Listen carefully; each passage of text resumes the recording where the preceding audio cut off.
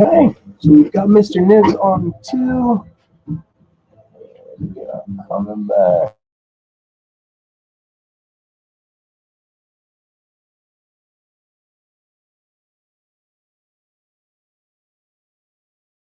Right.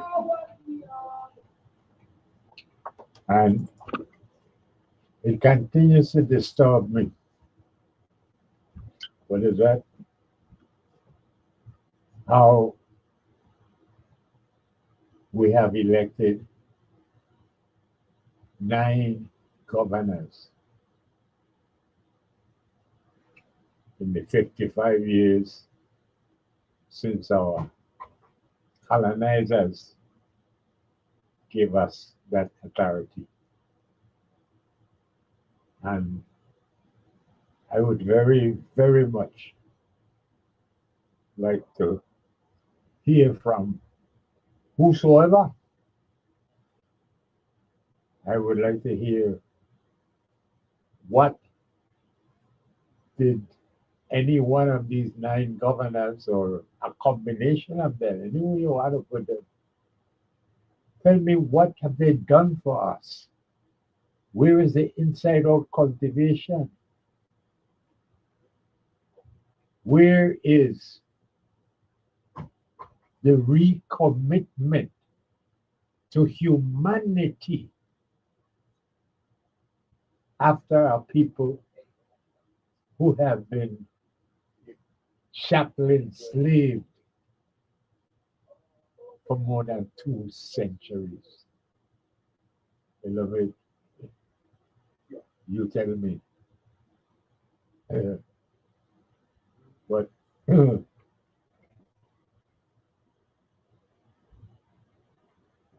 let us hear from you. Good afternoon. Yeah, Mario. Yes, I there. Yeah, I heard Super Dad. But he had some, I think Mario, half his family was in the military. He didn't say nothing about himself, though. Well, let me tell you, if you are Westerner, you will understand why I would call him Super Dad. And Yeah. whilst he's in charge of President. And Okay. you will understand a little bit more about the name Milligan. Yes. Milligan is a major title Ah, in the western part of St. Croix. right. And that's this no sarcasm, no joke, serious stuff, Right. and when it comes to the military, yes, indeed, they are written in capital letters, Right. so again, and I make no joke about that. Make no joke about that. Anybody who is invested in the western part of this island we call Western, they know Right. the name Milligan. Right. Right. Yes. And because of that, I would like to salute his daughter. I think he says he has a daughter that's in the service now for 32 years. Yes. Wow. She got to be high ranking. Well, like I said, the name speaks for itself. Yeah. But Mario talking about the Milligan, and I've said it before. Hugh Milligan, I'm sure you know Hugh, used to be one of the big men in the Water and Power Authority before it was the Water and Power Authority. Yes. And the last position title he had that I know was controller, not comptroller, controller. Yes, sir. Financial wizard, Yes, sir. having to deal with bonding and that type of thing for running of power plants and power production system. Uh, Very brilliant man. I hear you. And so cool and easy. I mean, Hugh never talk over a whisper. Hugh, because his position in WAPA have had a car to drive with even a chauffeur. But more than once, I have found you walking from the old airport before it was a hangars at Quantet Hut, before it became the Cyril King Airport, and it was Truman Airport. I have found you walking the back road to get to one Barber and Summit. He didn't have to do that, but that's how you was. You know, some people get a little small, little position on that gun to the head gets swell. You can't get a head over a t-shirt. It's so big. Like this corrupt governor that we have. And there are them and those that would want to tell me that Albert Price is the best governor. But Jesus Christ, you Milligan should have been the governor. Let me ask you something and just give me an approximate number. Yeah. You know, about how many millions of dollars do you think the Virgin Island government get from the federal government on a yearly basis? How much millions they get now? Yeah, how many millions of dollars do you think you would approximate? Well, I have to put it this way, Mario. I have to put it this way. Prior to COVID and the 2 Cat 5 hurricane, I would say we were getting several hundred million. With the 2 Cat 5 and COVID, we got billions. But what do we have to show for the billions? This is why I asked this question, you know, to hear your response. And I said, just an approximation. But now that we have an approximation to work with, and we're talking about hundreds of millions of dollars yearly. Yep. Why don't we have a bank? What do I have bank for? What want to do with it? You know, Mario? Why we don't have agriculture? Why we don't have a lot of things, Mario? Again, why we don't have leadership? Let me tell you, I don't know. I mean, this is ludicrous. It is scandalous. And I don't know if you heard what Jamelia show on Saturday.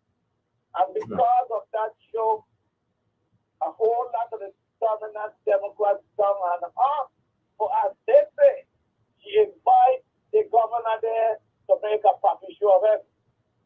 She didn't make a puppy show of him. And they say, oh, she asked them hard questions. Well, what kind of question is supposed to ask? Mario, she asked him the question that the people want to know. The people would say, yeah, I'm foolish. Why would you to come to your show saying you're disrespecting a lot of kind of nonsense? Who these people think they are? Right. Mm-hmm. You work for us, or we work for you? I mean, this is, hey, let me tell you, people laugh at us. Cornwall country laugh at us. Americans are just, yes, that's all you can say you're American, that's all you got. I said, no, I just claim Cuban, not American. Hey, let me tell you, I really have never seen nothing like this. Then the governor has the temerity, the gall, to say that any or the next governor that comes after him will get a rat full, meaning that they won't be able to do what he did. But why did he say that? Why did it? What he didn't do? The mark he's going to leave behind, Mario. I don't know, but we're going to have some more, man. I can't hold it on there. We're going to talk some more. We're going to talk No some more. problem. You go ahead. I sleep in every now and then. All right. Okay. Good afternoon. Grabbing a barrel the back, my son. Welcome back, Mr. We got room for you. The answer to Mr. Niz was, I would say, it was 300 million. I think it's more now. And Right. that's the same amount of money that was given to the pedophile, let me put it that way there, from our elected governor, who is Governor Brian today. Yeah. Yeah.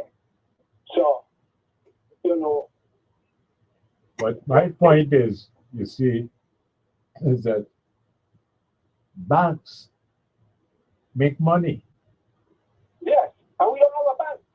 and you get in hundreds of millions of dollars every year, and you giving it to other people and their banks, And and then you then borrow money from them, paying them to borrow your own money. and interest, with interest. Yes, I mean it's crazy. You know, I mean, none of them have come to the front and talk about slavery, the descendants of slaves, okay, who came here. Yeah, You know how much you think that slave vote for the whole? You can't know. They said the garrison, right? When they used to put them in the garrison yeah, back there in Africa, when the Lanzaros were disrupting and capturing them. yeah, The garrison, I think the garrison used to hold it maybe 300, maybe depends on the size, you know what I mean? So how Right. much you think used to come on the slave ship? Well, again, I got to leave it hundreds because Yeah. it depends on the size of the ship, but altogether, it would be hundreds of thousands, every year. Hundreds Every of year. thousands of people, that's what they call, because millions of our ancestors that they drag out of Africa to, well, cultivate the Caribbean, Yeah. South America, Central America, North America. All of this is our ancestors, blood, sweat, and tears build this place, But listen, And that's all that I'm saying is that now for 55 years, our colonizers say, okay, we're going to give you the authority to elect your own government. You go ahead. yeah. They pull out a couple crab out of the barrel. All right, so for 55 years, we've been electing our own governors. 9 of them in our. And all I ask is, okay, see me here, explain to me what they do for us, please. Beloved, people don't believe this, and like I said, again from you. Today we still have a record of producing the most sugar. The Yeah. green tea, the iced tea, green tea, what it up selling this big. I ain't buying none of that thing. Yeah, Yeah. They use cane sugar to sweeten that green tea. yeah. Yeah. That's the And we real had- thing. We had some good for nothing that kill our agricultural industry Huh? today. Okay? And all this bush and Cantan or whatever, Yeah, man, wasted good for nothing, Yeah. these leaders, and it's crab in the barrel, you who being given jobs because you're going around to get along. You're being used and abused, misused, whatever, because you're subjugated to what they want you to do for a job. right. I can't live like that. I cannot. Yeah. Okay? St. Christ, we could do a lot better. We got some old iron and the South Shore. What are you going to do with it? carbon pollution, kill. Listen, we used to go down by Rowan Bay, my grandfather, Joe Paris and had shot. Right. Okay, very low. And we will go down there and pick up cockles. Listen, you don't have to go more than knee high, or maybe ankle high.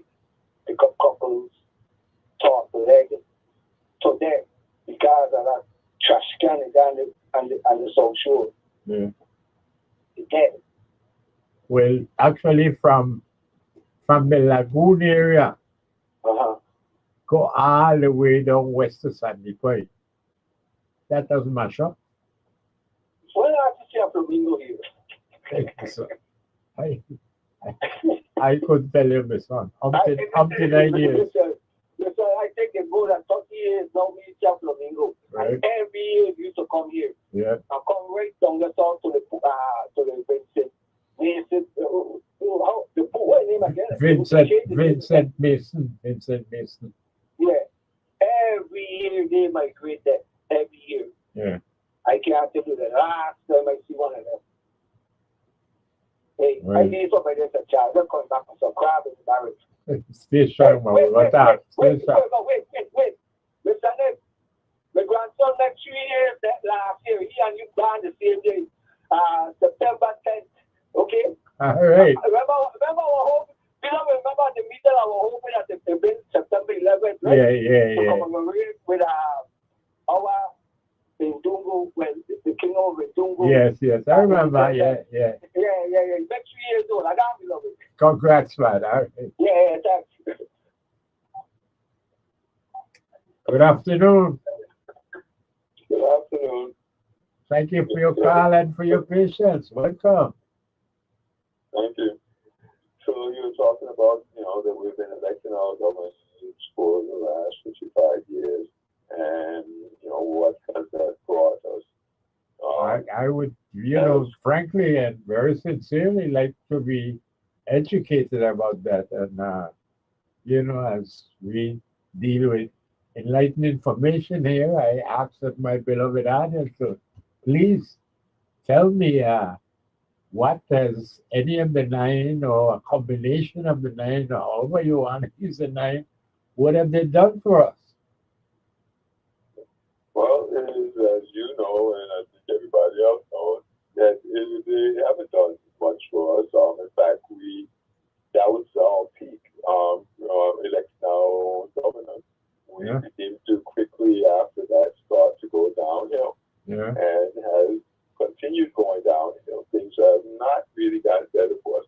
And it seems to be that we're like behaving like teenagers who want to be free, want to make their own decisions. Right. But they haven't really come up with any goals that they are trying to achieve. Yeah. Freedom was the goal.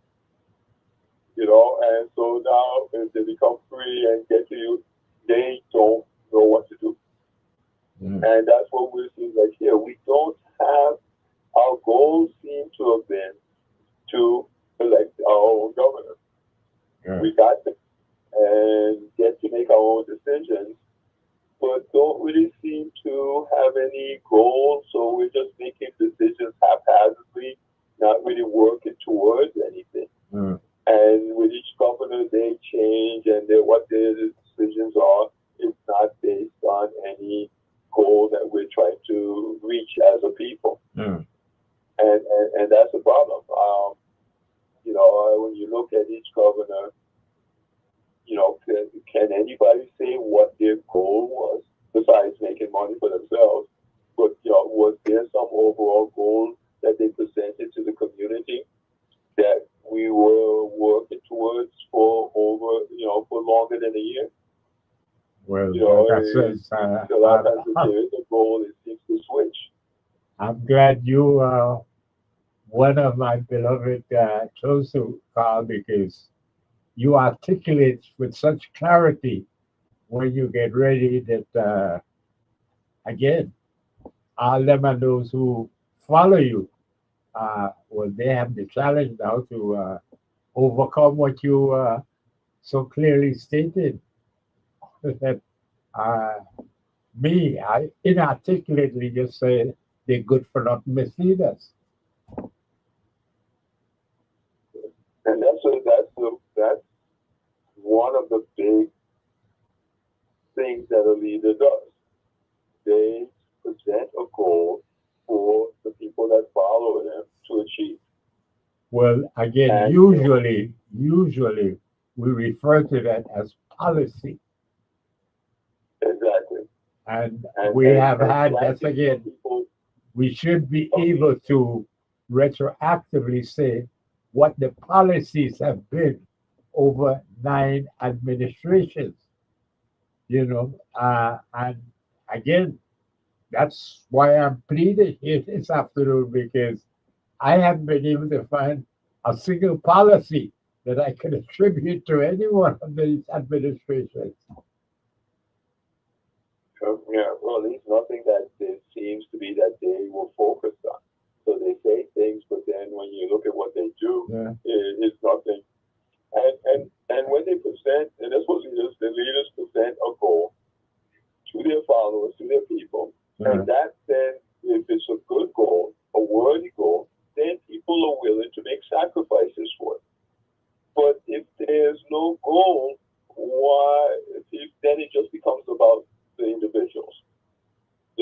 There's nothing for me to sacrifice for. Yeah. There's nothing for me to work towards. So if you're saying, okay, we want to be leaders in this industry, or at least a player in the industry.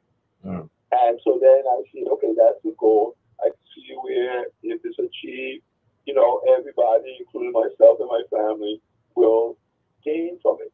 Yeah. So it makes sense for me and my family to make those necessary sacrifices to achieve it, because we will get a payback Right. in the end. Yeah. But without that, then it's just my own personal wants, the food, parties, sex, those things become the priority. Yeah. Because there's nothing greater than that. I haven't been presented with anything greater than that. So I'm not going to sacrifice any of these things. I'm just going to go after money for myself to then allow me to spend it on all these kind of things. And that's the thing, and that's what we're really missing. And that's why you see the scores in the schools are so low, because students are not really presented, their parents are not really presented with a reason to fight with their child to learn their multiplication tables. Yeah. Because their children are saying, okay, so I learned my multiplication table, and then what? And Precisely. there's no answer. Yeah. There is no answer because there's no goal that we are working towards. And you see, like in the U.S., they had in the 60s that the goal was get into space before Russia, putting a man on the moon. And so schools and people were working towards this goal. And students were doing well in school and whatnot, because there was a reason to sacrifice. To learn, it takes time. You can't go out partying all the time. You gotta stay home and do your homework. You can't watch TV all night and all day, because you have work to do. Yeah. And you're given a reason to make that sacrifice. Yeah. And that is what we have been missing. We got it a little bit, I guess, with Evans and King, because we were just starting up, really making decisions for ourselves, ruling ourselves. But it seems like when King died, that's when our goals died. And But I don't know, and let me say quickly, because I know we're at the top of the hour thing. But the goal that we have had, the one and only, tourism, and that the elected governors inherited from the unelected Pawanski. Right. When the Fidel Castro revolution shut down what was the tourism of the Americas, because it was all about Cuba. That's what. That's why you go into the Caribbean, you're going to Cuba, and the next thing I know, Paiwonsky and his brethren, uh, I mean, they made a killing from liquor and tobacco, and next thing you know, it says, hey, we need to develop a policy so that we can have this place as a tourist destination, and people go. And they did, and then it's not really a local name. You know, that gold came from elsewhere. there you go. And I can't say our people have really been taking that up. You know, it still seems to be largely driven from the outside, from outside of the Virgin Islands. There you are. And so it's not one that our people really been encouraged or have accepted, and even really tell you the truth, it doesn't seem like the leaders are even trying to get us involved in it. It's just that they're trying to get us not to interfere with it. Uh-huh. So it's not even that they're trying to lead us and say, this is the goal, you know, get involved, you know, learn it, become. They don't seem to want us, they just want us to sit to the side and not disturb us. Yeah. You know, don't feed up the tourists. You know, which is pretty much the message. And that's where it ends. That's our participation in it. I appreciate your articulation, as always. You trenches as always. As you said, you could say, stand out. Take care, man. We're at the top of the hour again. Appreciate you. No problem. All right. Beloved, lick your cream. Lamb chalk ice cream is just so good for your soul.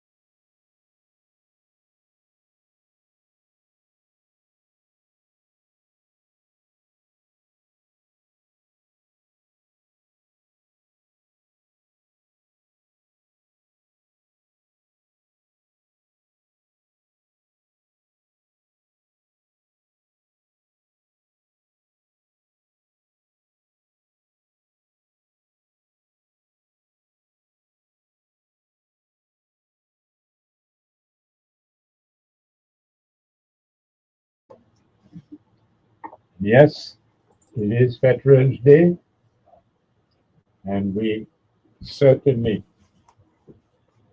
need to respectfully regard Veterans Day because, well, one way or the other, it touches us all. And with that, let me remind you that next week, our next week, is election for the Government Employees Service Commission. And we here, with our information and enlightenment, would urge you to support Beverly Joseph and Gilbert Commission to represent active employees and retirees under the age of 65. For the retirees 65 years and older, we strongly suggest Deborah Christopher, Ida Scholar, Dr. Christopher, Deborah Christopher, and Laurie Anderson to represent the retirees 65 and older.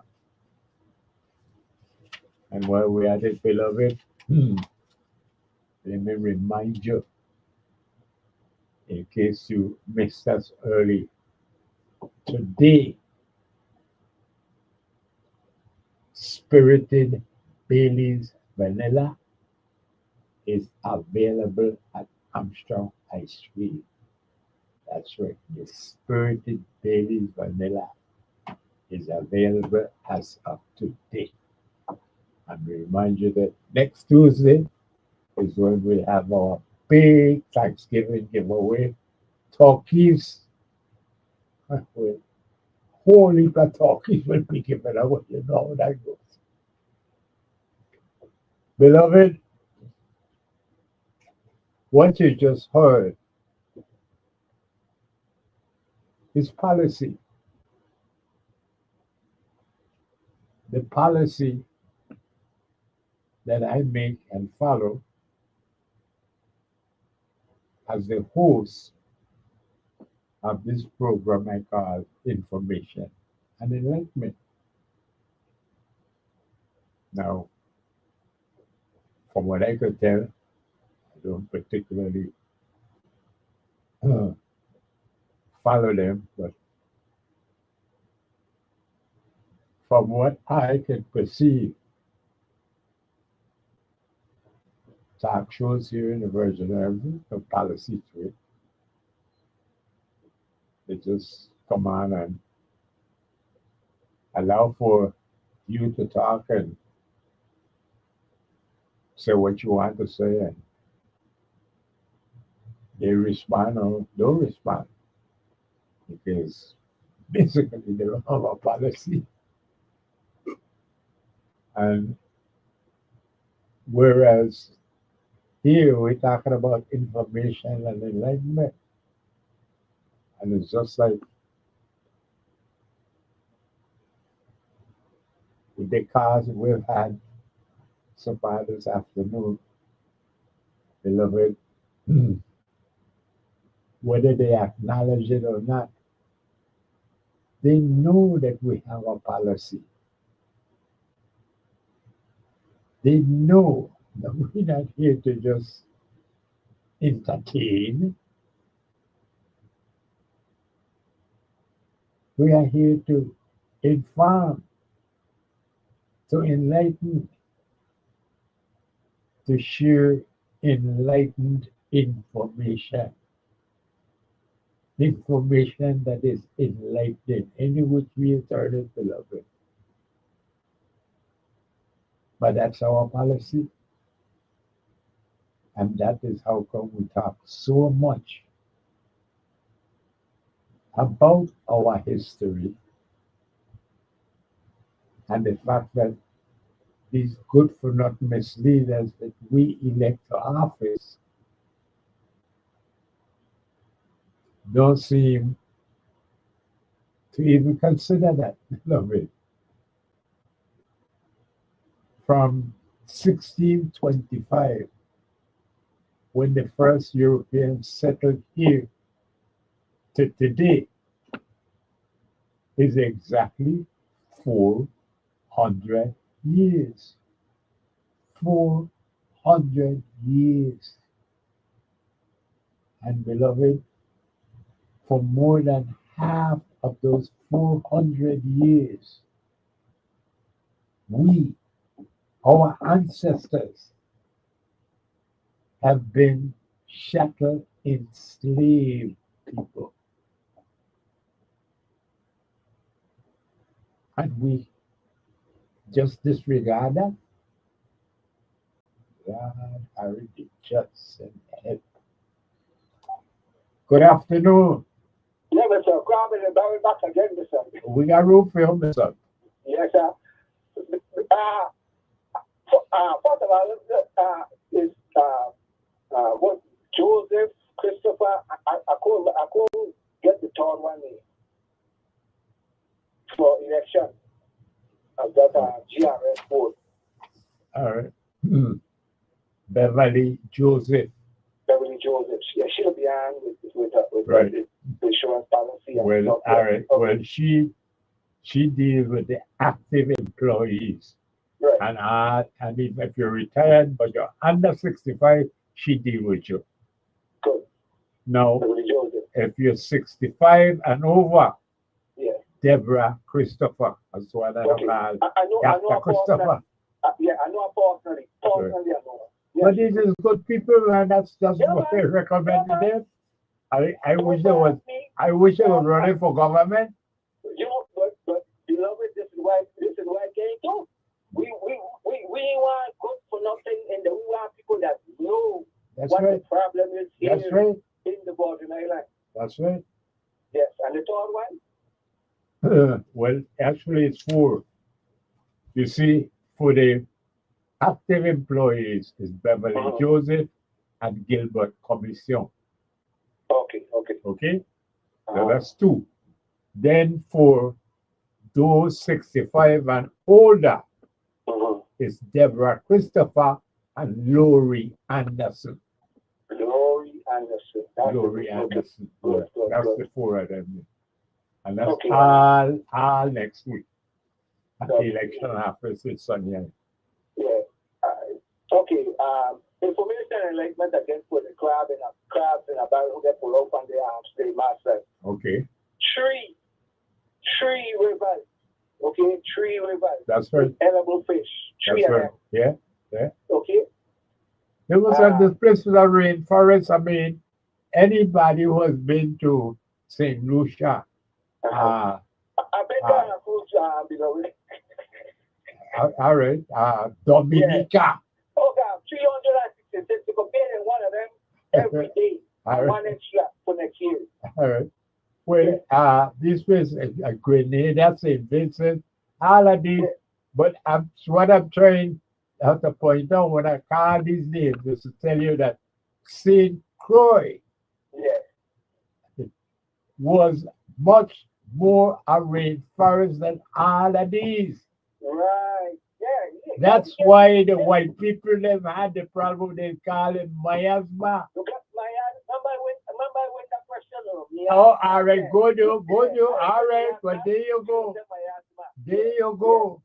That's why you had it St. Croix, because this was the rainforest. And the Danes still come here and left one, the last one that they pollute, which was the one in Mombasa, some area around there. Yes, thank you. That's the last one that That's the last when they was using that, to power the grinding of the cane. You hear what you just said, beloved? Yes. Using it for power. Yes. Now, last week, I think it was last week or the week before, when Mr. Ribs had telling us how you foresee things in before it happens, when you were telling them how they plan to sell WAPA to private entity. Okay, land, hey, beloved, I tell you, I think it's your financial before you come out and everything. I know you took out you. I want to recover one them, okay? But Mr. Nix, this man here, Mario Moorhead, been telling them how they want to sell this place here. Why? Again, any one of our senators them champion this waste management, you call it the waste management system that they don't have it so sure by estate Betty Schultz or management. We talk about Anguilla?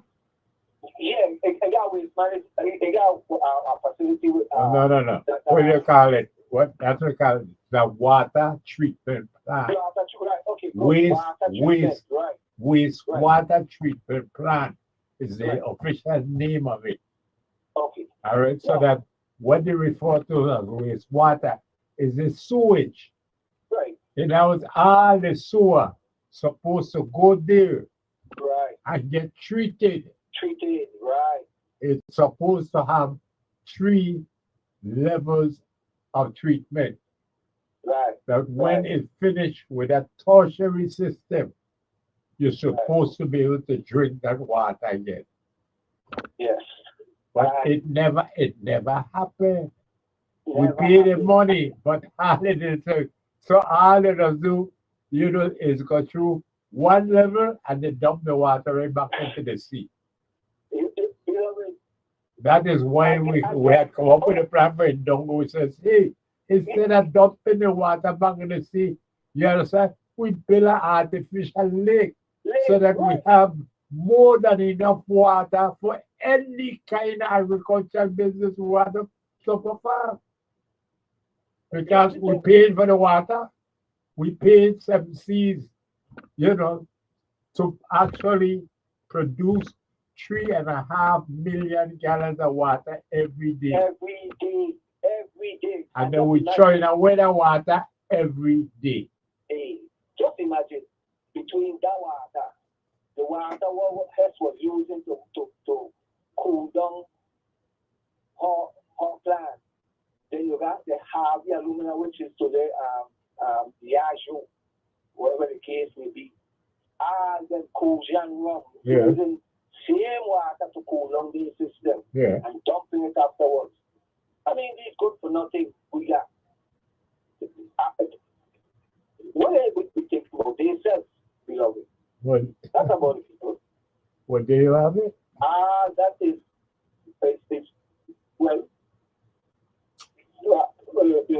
material for agricultural purpose. Can you see that? Yeah. We are not pointing the head some more the people because, like I said, those that they give job to, they give them job because you will be subjugated. And like I said again, I ain't gonna live with that, beloved. Hey, beloved, I listen to me, sir.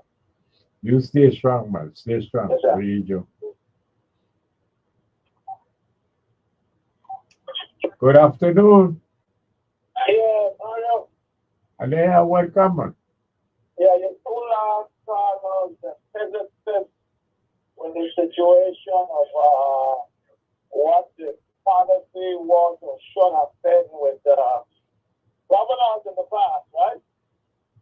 Yes. All I'm saying is that, I am pleading to my beloved audience, if you know of a policy that any of our 9 administrations have had, please, enlighten me. Tell me about it. I want to hear because all I know about is tourism and they inherit that from Paiwanski. And Paiwanski jumped at it because you see that when they shut down Cuba, there was an opening right there. And they jumped at it. Yes.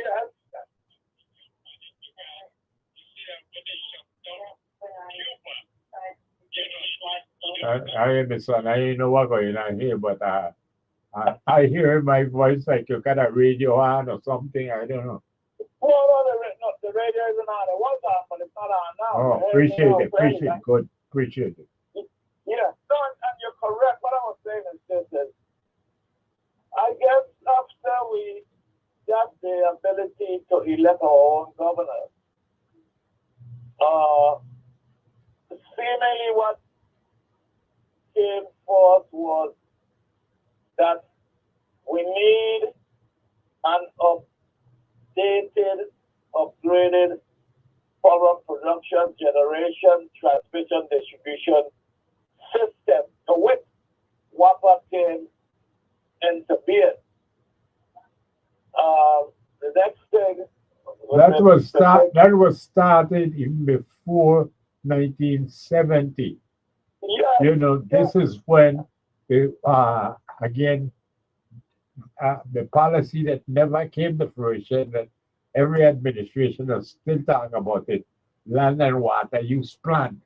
yeah, You know, yeah. but that's how the south side supposed to be industrial.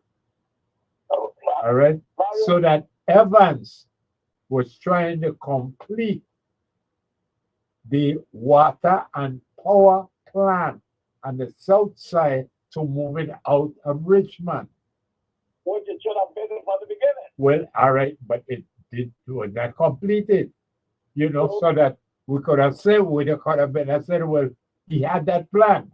He inherited that plan, you know, built on it, did not complete it. Then what happened?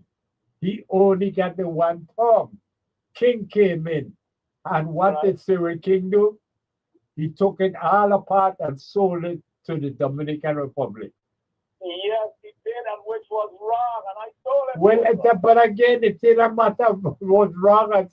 All I'm saying to you, James, is that this is how ineffective, you know, our 9 governors have been.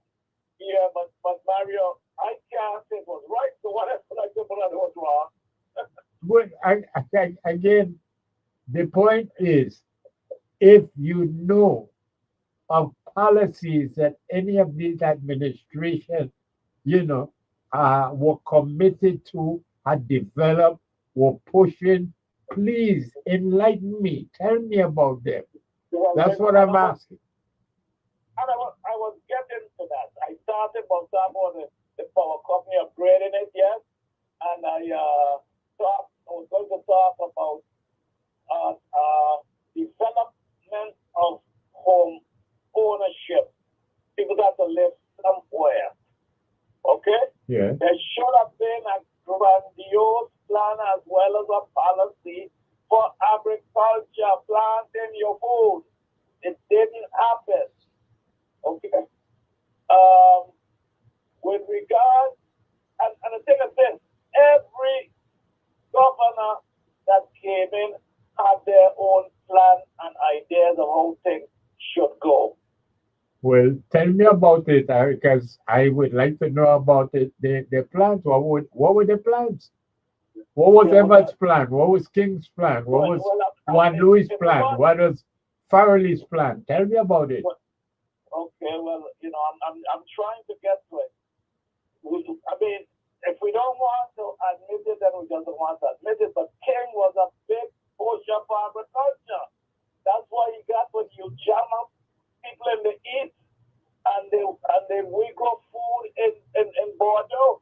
I was there with him on the land that housing owned down at the bottom of Fortuna Bay. Then we gave it to these guys. They gave it to them. We had that contract for them to have. We want them to plant food. So,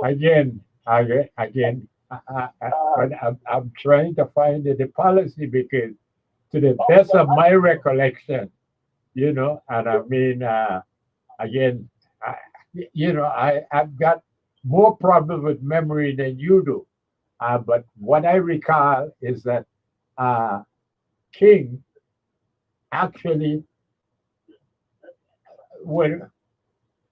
ran into young men wanting to produce for themselves.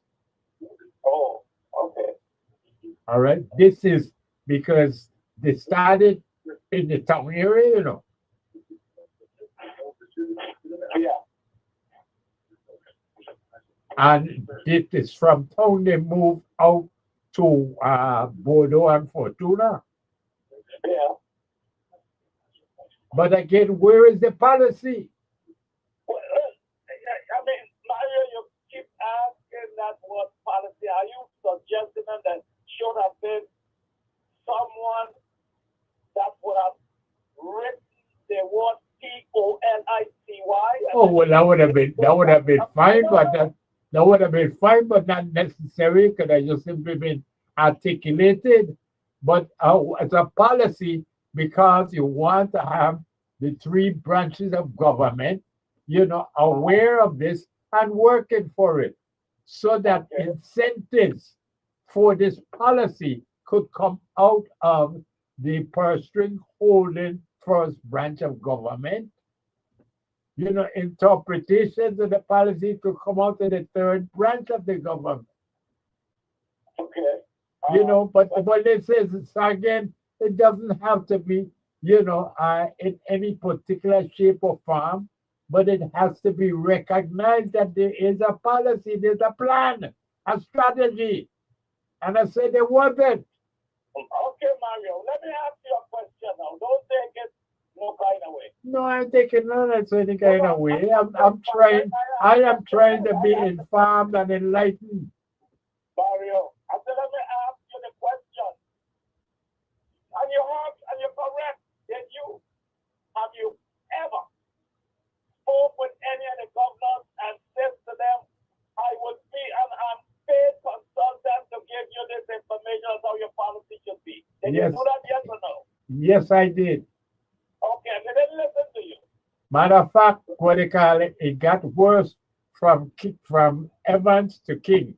King called me a racist. Oh, okay, well, in my mother's house. In my mother's house. Well, I've been in your mother's house with him, but maybe I wasn't there when he called you that because I didn't know that. But the thing is this. And that is why I said a while ago when you said about the fact that the king watched the plans for the plant at the South Shore and sold it to the Southern Republic. And I told you, I was against it. You say it wasn't about the against it, or it was wrong, but I was against it. But again, and I would praise you for that.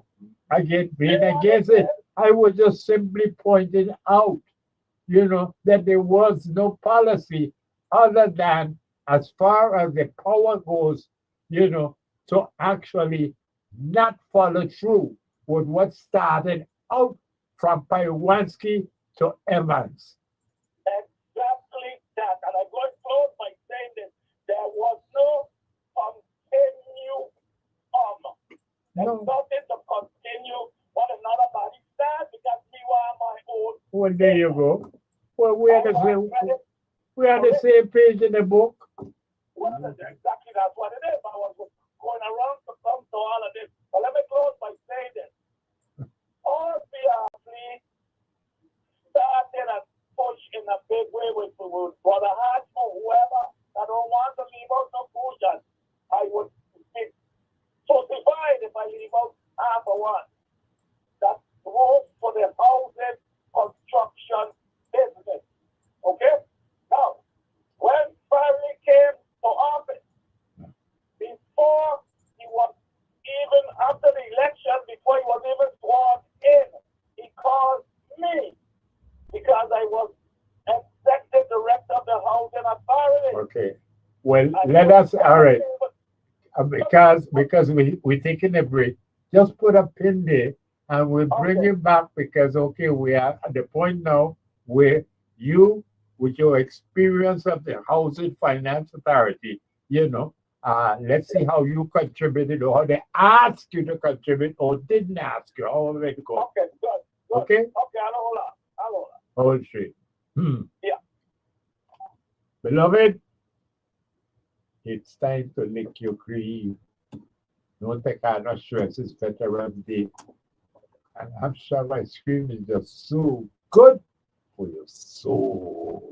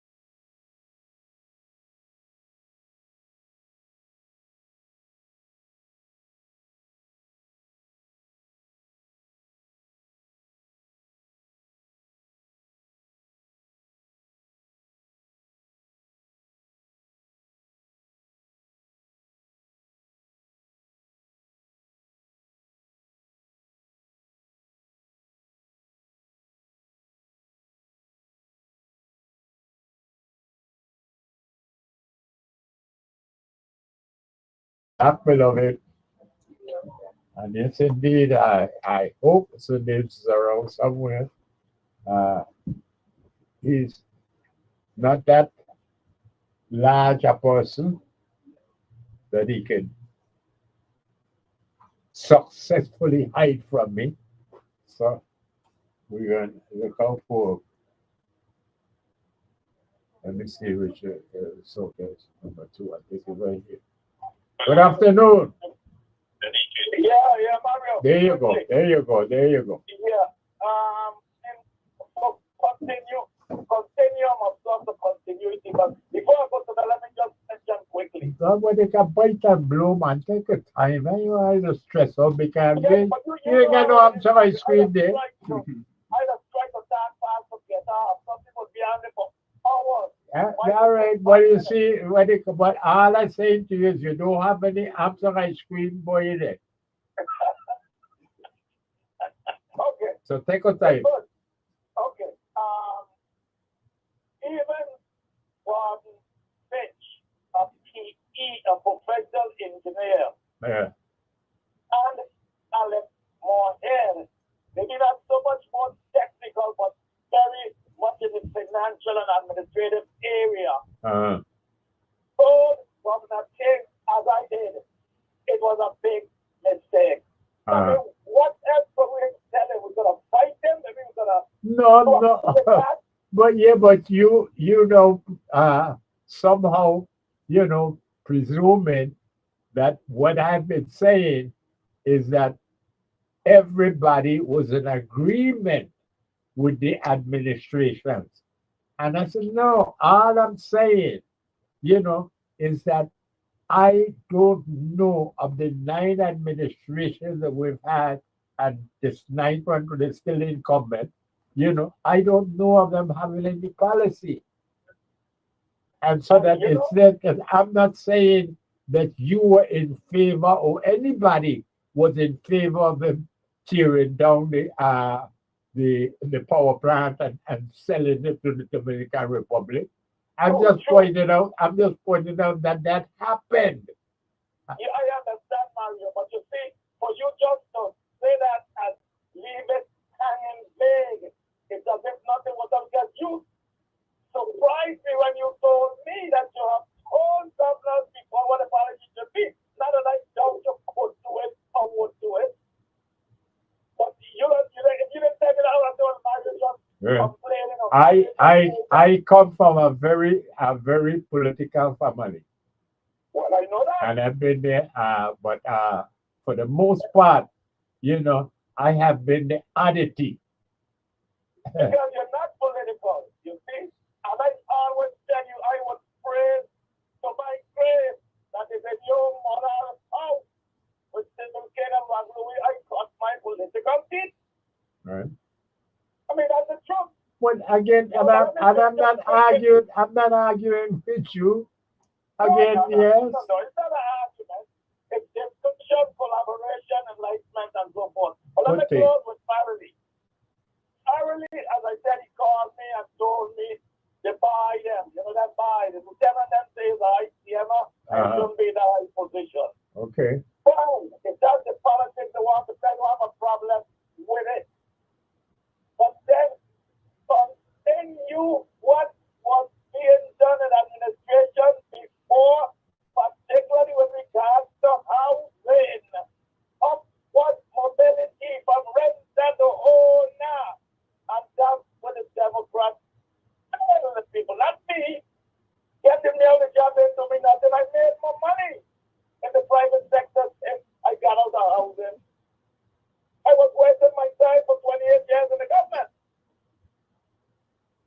I know how to make money. I'm sorry that some people feel the only job they could do is to be in government. I say no.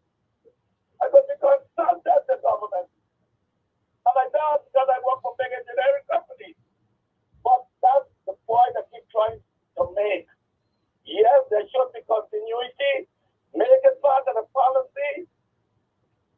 If that was done with the little segment of housing, we wouldn't be in this big, homeless situation. So that has breed incest and other things. Mario, I have said enough. We talk some more about it. Yes, I. Appreciate you. Thank you. Good afternoon. Good afternoon. Thank you for your call. Thank you for your patience. Welcome. So I don't know if I was around born when the house started in the VI, but I definitely would not have been aware of what was going on. So I have a question for you.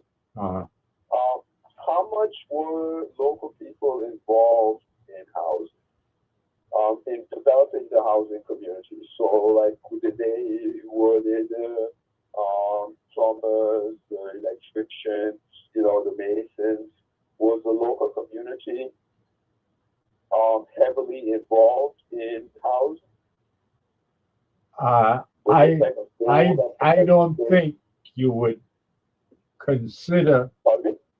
I said, I don't think that you would consider the associates and colleagues of the Paiwatsky administration as local.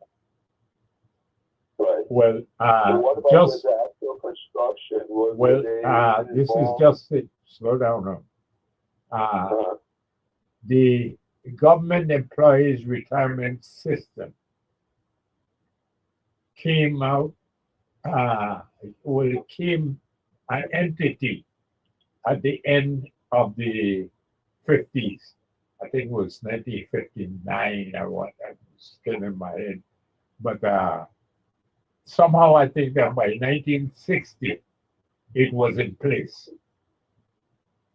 Now, the reason I am pointing to this is because the administration in place was, again, Iwanski, and his foot soldiers were commanded by Attlee. Well, if you do any research, you will find out that places like Tutu in St. Thomas, again, was built by contractors that somehow or the other were associated with Iwanski. And somehow or the other, and this is why I mentioned the GRS, somehow or the other, retirement system monies were involved. Right. And again, so how local would it have been? I don't know how to classify it as such. But this was the companies that set about, moving our people from yards, living in yards, to living in projects. And again, workmen would get jobs, but the employers, I wouldn't call them local, although they were here, just the same as like, I wasn't with you, but an earlier caller was talking in terms of the Cuban Revolution, that all of a sudden, all of these liquor companies sprung up here in the Virgin Islands that had pretty Semitic names and association with the Pyrowanskis, that by the 70s had made so many millions that these things were flipped, to other companies. But during the 60s, it was very much a matter of associates of the Pyrowanski administration taking care of, whatever policies were being implemented. And for as far as housing was going, again, it was financed to the very best of my recall from the retirement system. And that's the thing. I just don't know. I just haven't heard people say, "Oh yeah, I worked when they were establishing this housing project, or when they were, so like Strawberry." No, Right? So I'm not hearing people saying, "Oh, I helped build those houses," or with the projects, "Oh, I helped build that project." It doesn't seem like there was a lot of local involvement, and of course, because there wasn't. There wasn't. Yeah, I mean, the local involvement would be, the low-level jobs. right. I mean, the laborers. So I wouldn't call housing a thing where it was giving the community a goal to work on. It was just something that was nice. It was good for the community. Yeah. But it really didn't seem to need the community's involvement. Yeah. They just kind of, sat back, watch it happen, All right. and then, gain the benefits of it. But that doesn't inspire anybody to learn a trade. Yeah. To Like, learn, there was a company, again, my memory fails me because of the name, but again, when the sugar industry was about to, well, be shut down because they didn't think, like I'm talking again now about the Iwanski administration, they didn't think it was any longer viable. But as I recall, after the Second World War, which would have been now the end of the 40s and the beginning of the 50s, the sugar industry was being revived and it was starting a profit. But again, it wasn't to the likings of the administration that was coming into power. And more, well, let's put it this way. Instead of the suggestion that we have homesteads where people can allow themselves the opportunity to build up from the ground, just like the homestead programs that attracted basically we call it the riffraff from Europe came over to America because they were getting 140 acres of land as a homestead.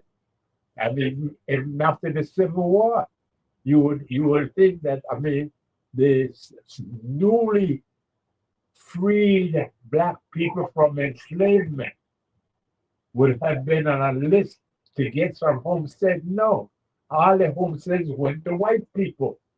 Everything west of the Mississippi, homestead for white people coming from Europe.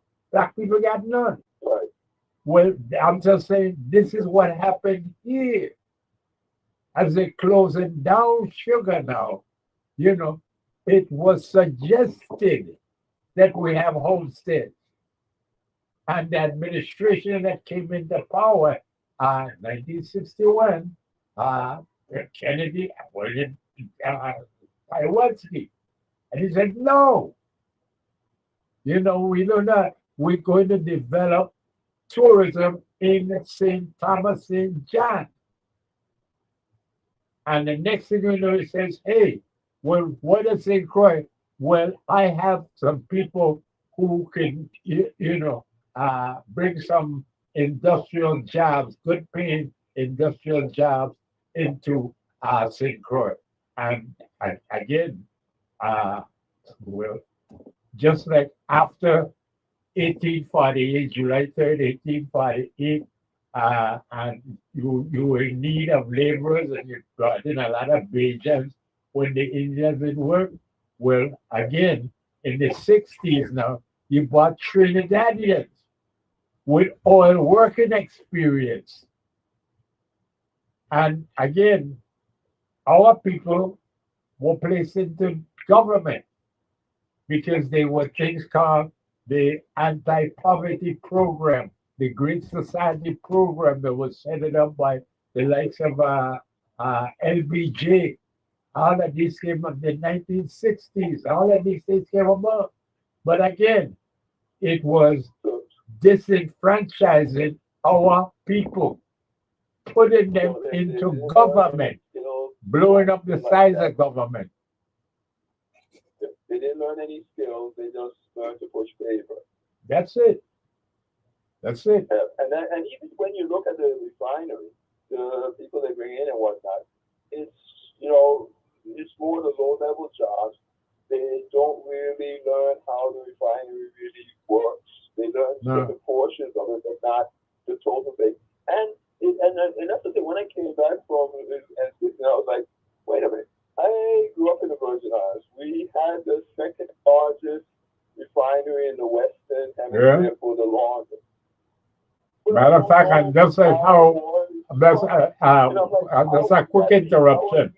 Just a quick interruption to show you how it changed. Just like how Martin Marietta, was before it was what was it, the man's name now?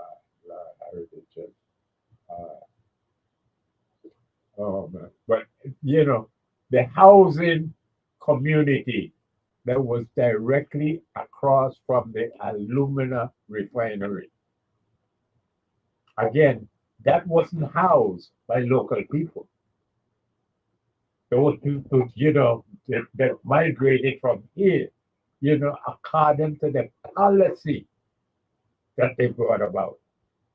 The same thing now when it came to the oil refinery, it stayed humble to this day, is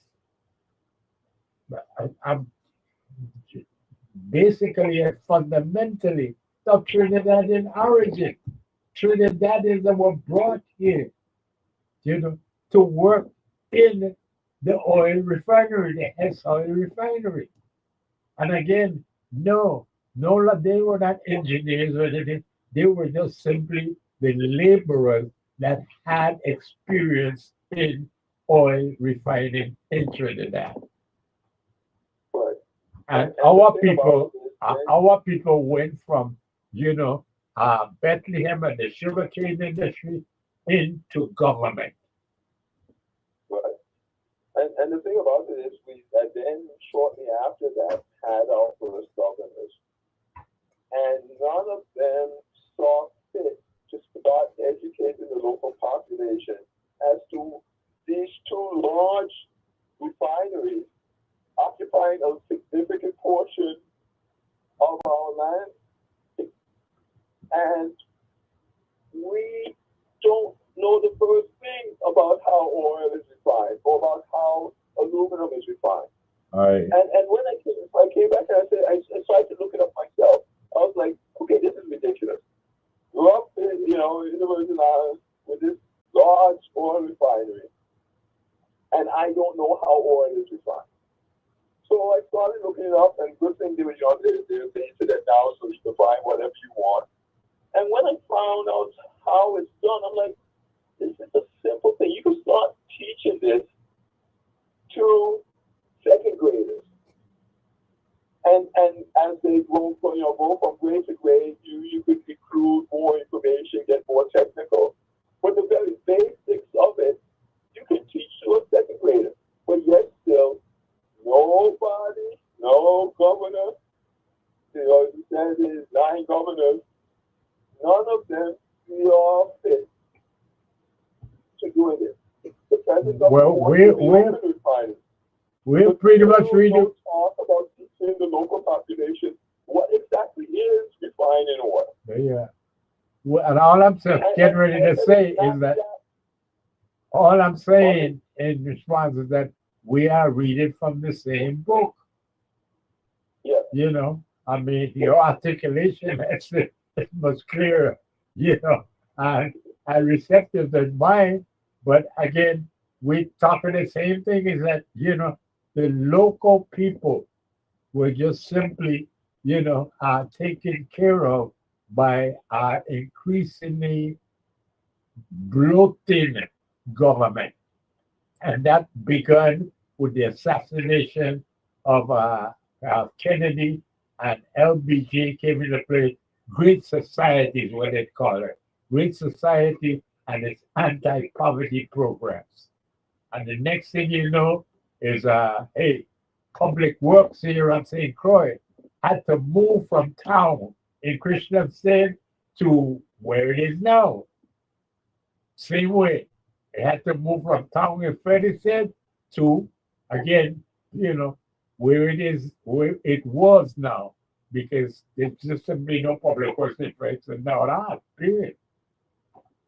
But again, the changes, well, you described them pretty well. Yeah. And this is a big problem, and I think this is what leads to a lot of our problems. They don't really have a plan for us. We don't really fit in anywhere. They don't really need us. We're kind of just there, big cheerleaders, I guess. To pick them up, to pat them on the back. There you go. We are not an intricate part of their plans. They don't really have any use for us. And that's why the school's education is so focused. They don't really need them to be educated. No. We're basically like in the thing with the basic I told you. We're warehouse. Yeah. They put us in the projects, they put us in these housing communities just we then they can ask for money from the federal government because they say, oh, we have this many people that we need to take care of. Yeah. So it seems like that's the only place we fit in their plan. When they're writing for grants and they're going to Congress for money or the president for money, to Yeah. say we have a population of this amount. Yeah. So you should give us this amount of money. And that's as far as their plans for us go. They don't Pretty need much, us to be pretty much, existing, they just need us to exist. pretty much. You know, and whatever trouble you cause, let it be amongst yourself, you know, because tourism is your bread and butter. So you want to make sure, And you know, you don't interfere. they don't really want us, they don't really see us participating in that. They will bring in other people to do the work. Yeah. But they're certainly not trying to get us involved. No, they're not. They just want us to stay out of the way. Yeah. Stay in the projects that we built for you, the housing communities that we built for you. Don't cause any trouble. Stay out of the way. And there you have it. That's our policy. Sadly. Sadly, indeed, but that's where we are. And now we have an incumbent who is going to use taxpayer money to produce a motion picture about himself. Could you imagine that? And we and hey, and we are going to allow our lawmakers, our government, our first branch of government to fund this man's movie of himself. I mean, maybe you and I could be one of the extras in it, one of the crowd. like I said, we can always rely on you. You are always going to be a trenchant caller with the right rejoinder to choke you right in the rib cage. Thank you. You either laugh or cry, and I prefer crying, laughing. Yeah. Take care. Beloved, All right. that's right. Lick your cream. Because Armstrong ice cream is just so good for your soul.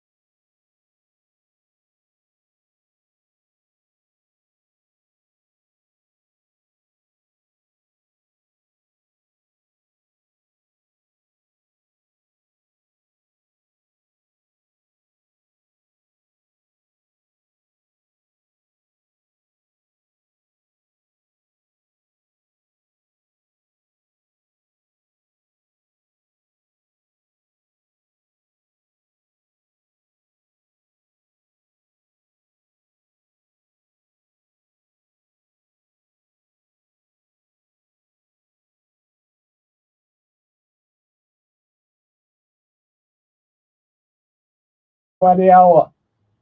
You don't know. Yes, because beautiful Aisha give me a look and she says, hey, she is ready to take center stage. So, beloved, 3:30. Yes, that is when we do our crucial history question. In the meantime, let's hear from you. Good afternoon to you. Pleasant good afternoon. I'm looking forward to that history question. Thank you, and thank you So for your I've been patience. trying to read up as much of my history as possible. But are you aware that the governor is setting a precedent, the first governor of the Virgin Islands in the United States to visit Ghana, the continent of Africa, period? Again, yes, as a president, and for sure, I don't know what it's going to accomplish, but if you know, hey, feel free to I enlighten don't us. know either. I'm clueless. I just heard about it that the governor is going to visit Ghana, and I assume it's in official capacity, so public funds would be utilized. I'm sure. I don't think he's going to be traveling on his own dime at all. And he's going with an entourage or delegation.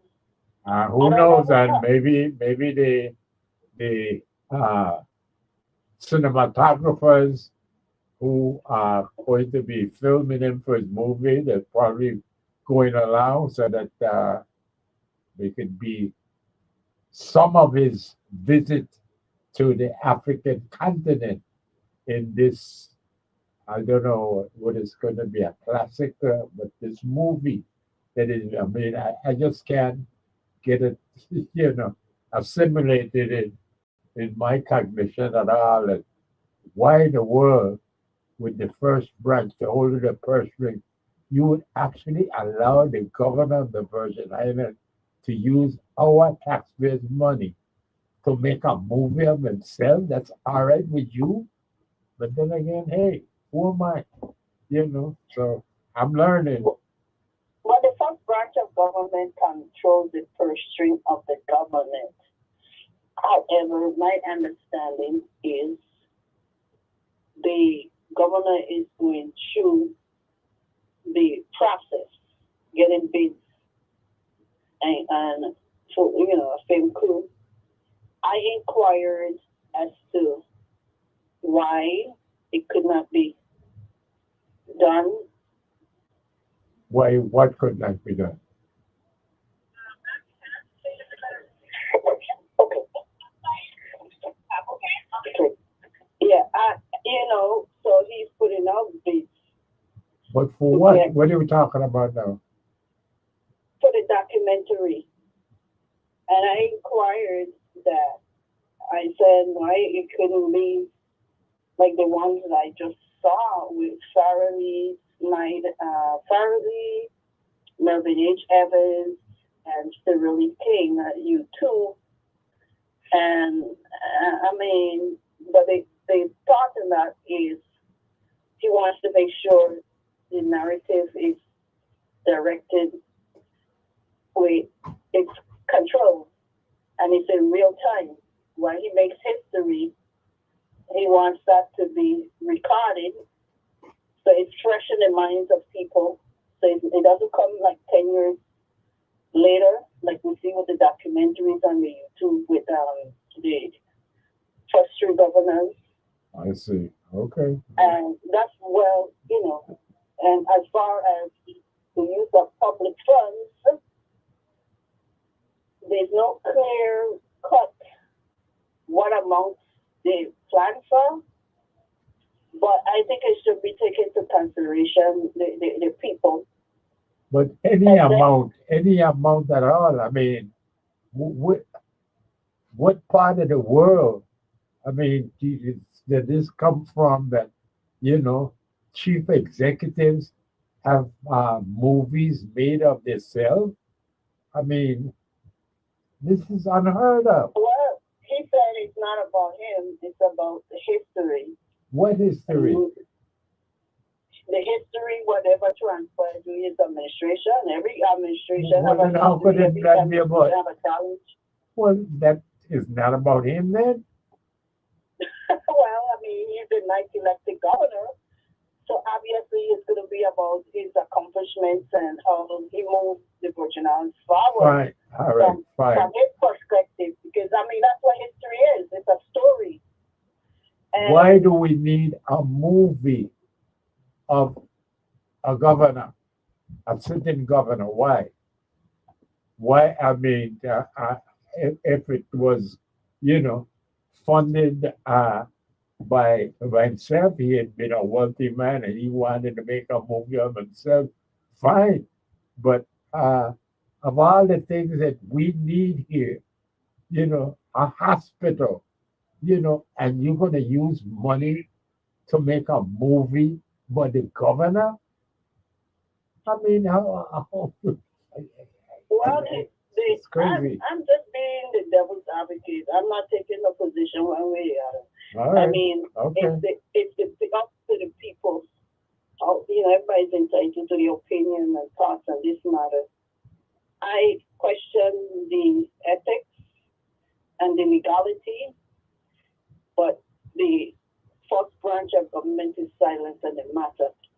So I'm not condemning the governor. But that's what's But that- troubling mostly, from my perspective, that the first branch, the legislature, will allow this to take place. I mean,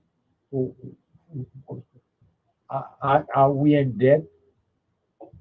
I mean, is now our government deficit funded every year? I mean, whatever goes towards making this movie only adds to the deficit. I wonder about the cost. What would be the cost? But I also have a concern too with the Sixth Constitutional Convention, because I'm like, we've been pouring money into conventions, and I see that the Sixth Constitutional Convention did not complete its task, and they asked for more time and more money. Nonetheless, I'm trying to look at it from a positive angle. We have more time to engage the public. So I just would suggest to them that it interact more with the public, because not everybody is into the digital technology, and I know they have a website and they have the meetings announced. You can get the bulletin and find out what's going on. But we're in a transitional era. Not everyone is embracing the digital era. I see potential for us to be leaders in the Caribbean, at least, in digital technology. And we could use that in every aspect of our life. And it's a transformational period where how we communicate, the kind of job, it's changing. It's a different era. And I know agriculture will always remain important. You have to eat. I mean, you can't live without food. But at the same time, I don't really see that much enthusiasm. Yes, we have some farmers here, but most of the times I'm just hearing people talk about farming, and rather than actual farming, just talk about it. But that's important, and self-determination is not just about us deciding on a political status. It's seeking for more autonomy, more say in how we want our government to operate. But right now, it seems like we're in a position where we are surrendering. So the longer it takes for us to have a constitution, the longer the revised Organic Act will be in place, which is a congressional document that's written by Virgin Islands. Of course, we are influenced, like Rachel Francis and Hamilton Jackson. But we need to have a more direct voice in our affairs, and we seem to just becoming more and more submissive and allowing the federal government to just control our destiny instead of being proactive. And I'm not blaming any particular group of people. I'm just saying we need to wake up and be aware our position as we celebrate Veterans Day. Well, if I might, seems to me is that you pretty much reminiscing on the same pages as I have been for most of the afternoon, which is yes, we've now had 9 administrations elected to serve government here in the Virgin Islands, but what did they accomplish? What were their policies? What were their goals? What did they do? And you are pretty much reading from the same book and asking the same questions. So where are we? Well, I would agree with the governor of documentation in real time, not about face to face, but about the events, the legislation that occurred during his term. Well, give me an example. Give me an example so I could, Well, you know. example, Like I what? wouldn't say he gave a permanent fix of the GRS. However, I remember a time when there was this dark cloud, there's a total collapse of the GRS. It needs some fixing, and it's at its last leg. It took up for a resuscitation machine, and the government came up with something to. Well, It's not using the again, as far as I know, the revenues that are returned to us from Washington D.C. products that were exported, in this case, Nova Scotia and rum and Diageo. Now that money is being used to keep the GRS afloat, which Right. means that we're deprived of those revenues. So I can't find that to be a fitting solution because So I'm not saying that's a permanent solution, but this is keeping the system afloat. But we definitely need some reform. And then as the issue would cover over, who gets the credit? It doesn't matter. It happened during this administration. Period. The delegates of Congress wants to take full credit. The government wants to take full credit. I'm like, we all have to work together in accomplishing this. And that's why I'm talking about self-determination, more autonomy. We rely Okay. a lot on the federal government, but we got to be more self-sufficient. well, we have not been. Again, we lost the call anyhow. Good afternoon. Thank you for your call and welcome, man. Are you holding on here? Got to hear your voice? Yes, indeed.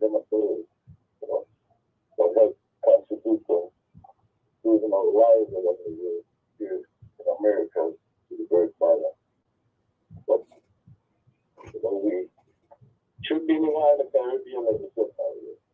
Only the sort of state of nation so that it's never been that we should have it.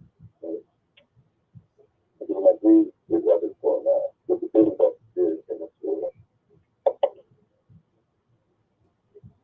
I just said that there was some sort of that things also.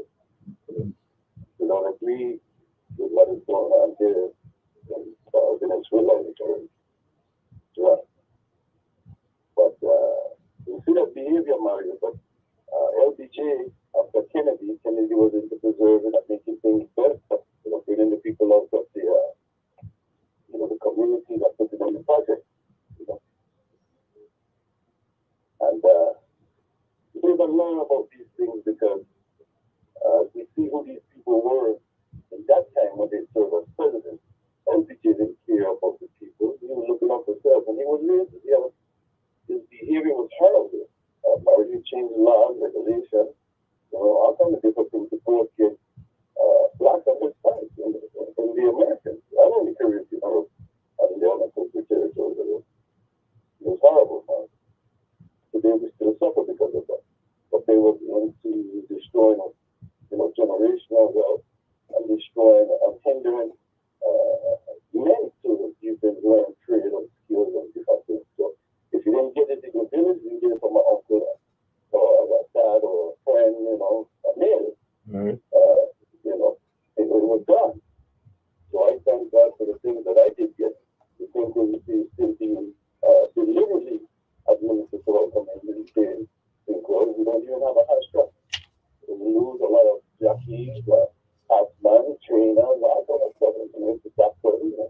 Young men don't even know who's going to give us something for us. Right. And so forth.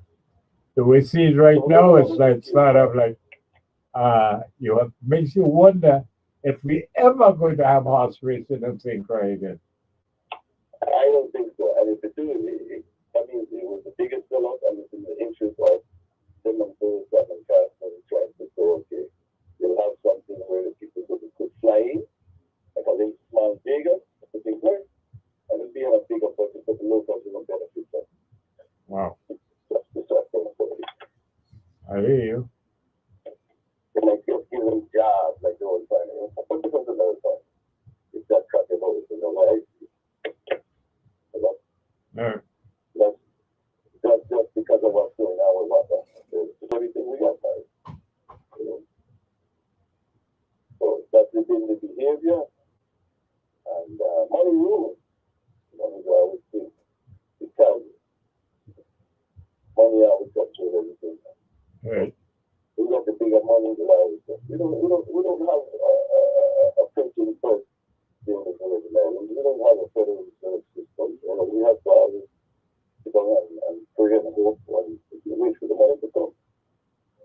Start to play with someone in need and you're begging.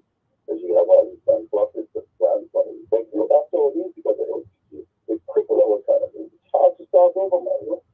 But because our people, our leaders, don't even know the structure of that foundation and they don't want to go back to that.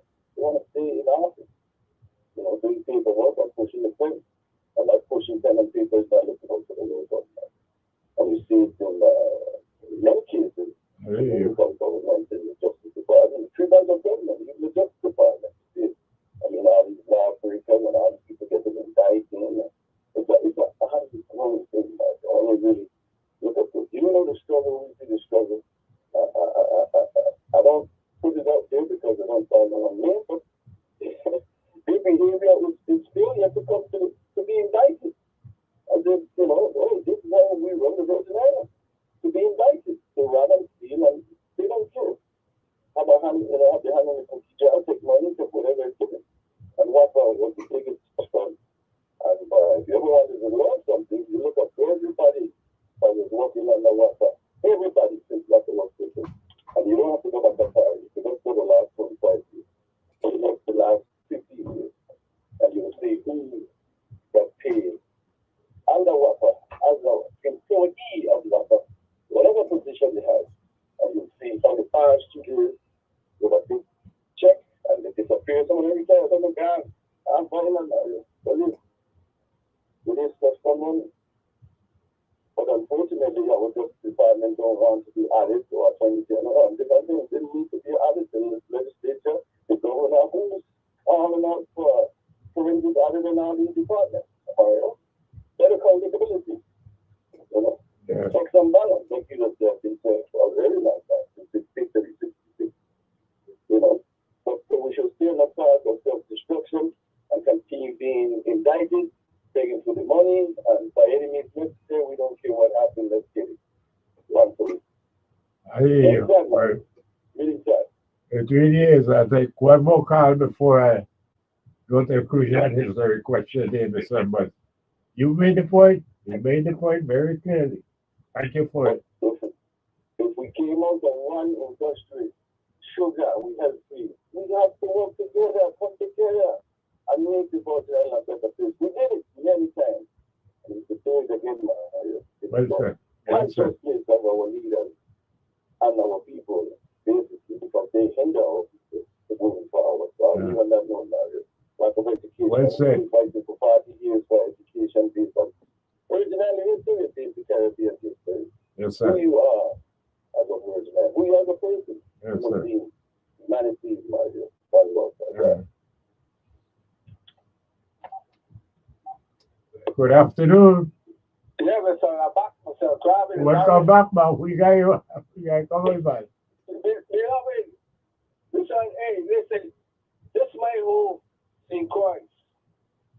Ain't no place I went. Okay? Have, well, you know, the land that could provide you with anything you want. Now I did listen to how he is good for nothing. Take the people and from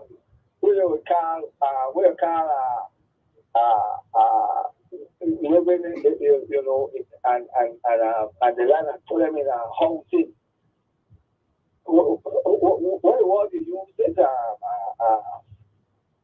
You know, they were able to cultivate, make a little garden. Like, we call it the nigga gum.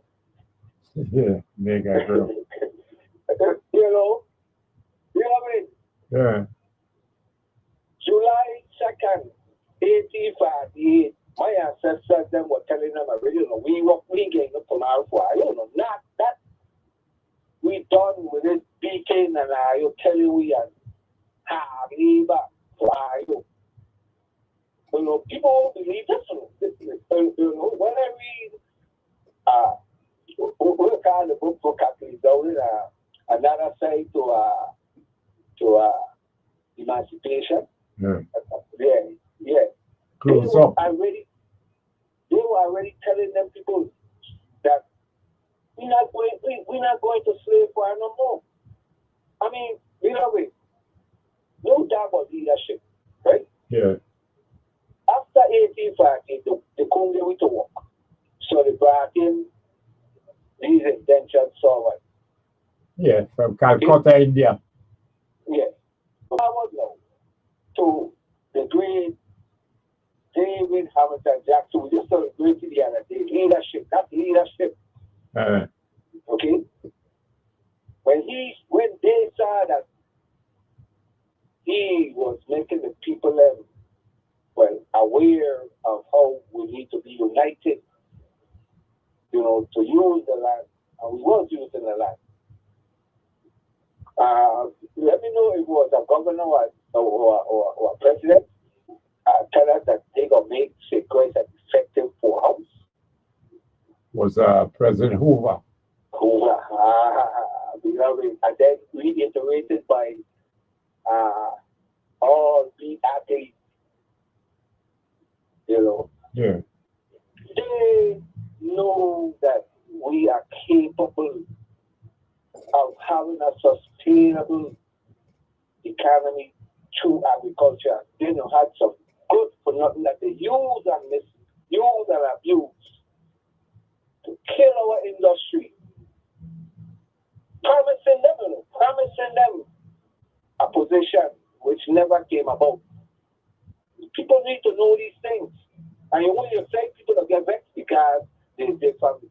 Sarah King is my family, Sarah King, my second cousin. Understand? That's through my father, his father, and Sarah King father's brothers. Okay?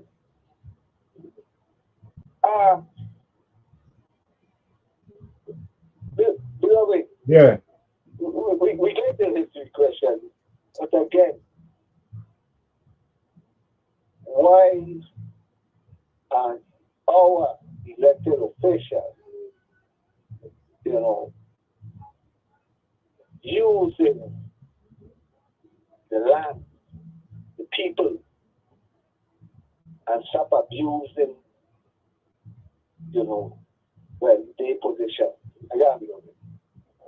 This show we were talking about. Beloved, as we approach the bottom of the hour here, we remind you that the Spirited Bailey's Vanilla Armstrong ice cream is ready for you now. And next week, we'll be having a pre-Thanksgiving giveaway, and I think we're just 4 or 5 turkeys we're gonna give away. Only for turkey. Anyhow, that'll be next week Tuesday. Uh, and well, beloved, we say lick your cream, because Amsterdam ice cream is just so good for your soul.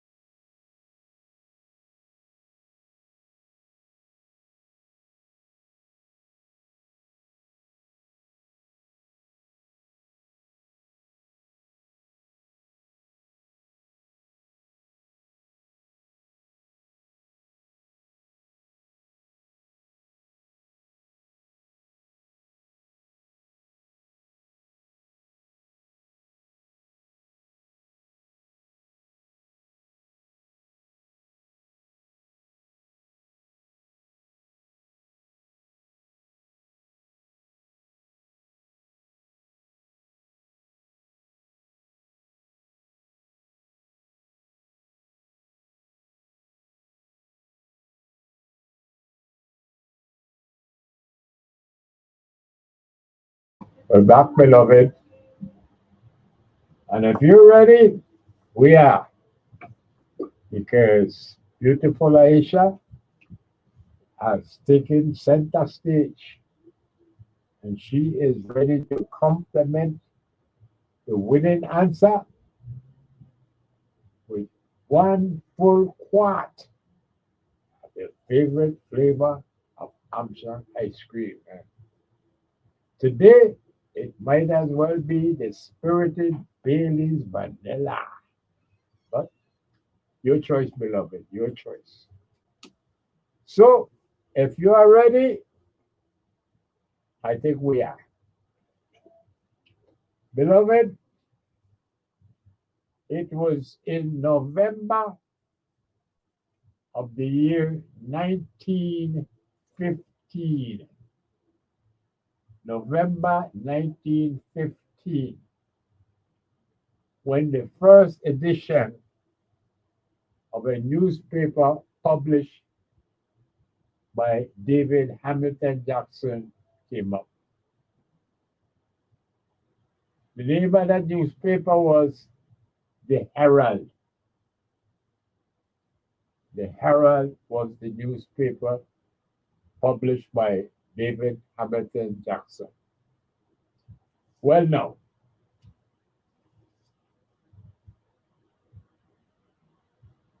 on December 30th,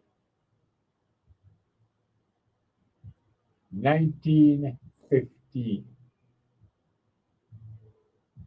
newspaper is still a new thing. And again, beloved, it didn't have the impact that, well, many would like us to believe, but in 1915, the overwhelming majority of our people were illiterate. They couldn't read or write. And the schools that were just then opening didn't go any further than the 6th grade.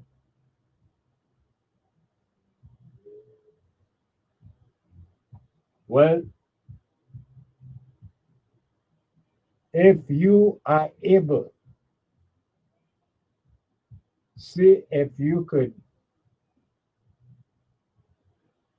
get a hold of a copy of the Herald newspaper for December 30th, 1915. This was, like I said,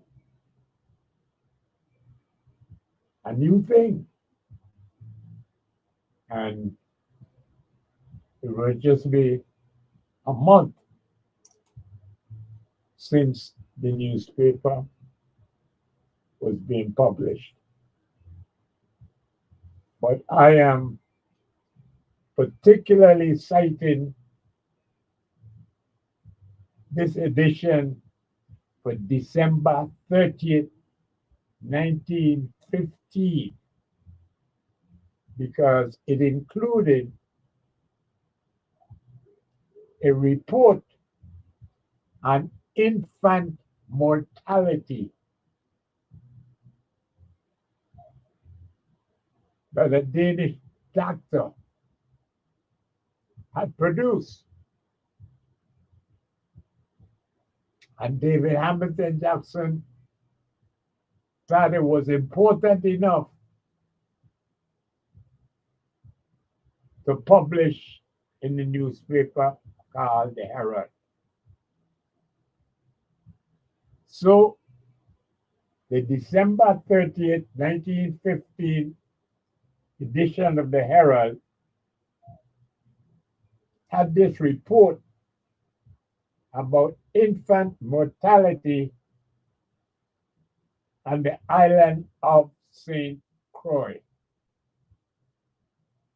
St. Croix. Beloved, The report tells us what was the infant mortality rate between 1909 and 1913. That is a period, beloved, of 4 years. From 1909 to 1913. And there was a report of children between the ages of 1 to 5. Age 1, age 2, age 3, age 4, age 5. The infant mortality of children on St. Croix between the years 1909 and 1913. Children from ages 1 to 5. Here is the question I give to you, my beloved audience.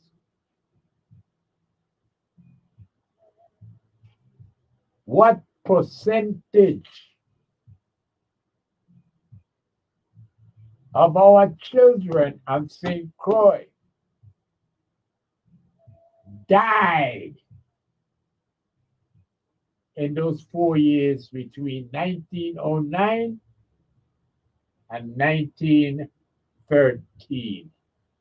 That 4-year period. That is the period the infant mortality report covers. And it was published in David Hamilton Jackson newspaper called The Herald, the edition of December 30th, 1915. The question, what percent of our children ages 1 through 5, 1 through 5, died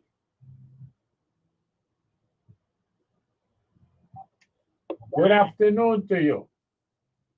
Mario, I'm looking for a percentage. Yes.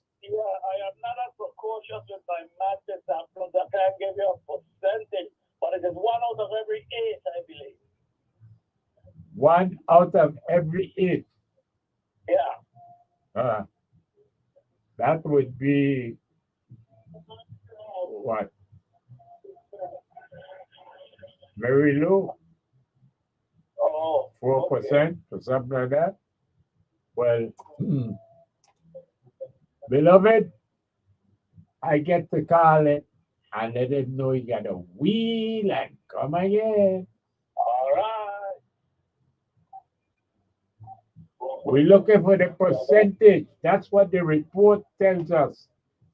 The report in the newspaper, December 30, 1915, gives us the percentage of our children here on St. Croix who died between the period from 1909 to 1913, that 4-year period. Well, I don't take against this because we still don't have the good for nothing them wanted to teach us the history of our Boston Island. So let me take against this because I know for sure the father tell me about a sister he had and she died young. She died very young. She was maybe 1 year old. Well, this is from age 1 to age 5. Between in a 4-year period that this doctor made his study and he reported it. And David Hamilton Jackson pick it up with his newspaper. So it was published December 30th, 1915. So we get to know what percentage of our young children, ages 1 through 5, what percentage of them died in the period from 1909 to 1913. I gonna say 4%. You gonna say 4%, and I say, would you believe that that number 4 is a part of the answer? I gonna tell you why I think, but I don't know really come and get You got, yeah, you got to wheel and come again, because you got to figure out what I mean by that now. Why I picked that number there? All right, good thing. Good afternoon. We're looking for a percentage. At 34%. What do you say? 34%. 34%. Wheel and come again. Okay. But you got the idea. You got the idea. Good afternoon. We're looking for a percentage. I got 40%. 40%. You got the idea, but you got the wheel and come again. Okay.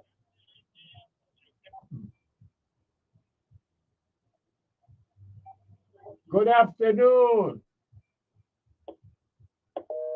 Hi. Good afternoon. Good afternoon, Mario. Yes, we're looking for a percentage, and we give you all the clue because the number 4 is somehow in this percentage. I said 56%. You would say 46%, and I would say wheel and come again. But you got the idea. You got the idea. Good afternoon. We're looking for a number, the percentage.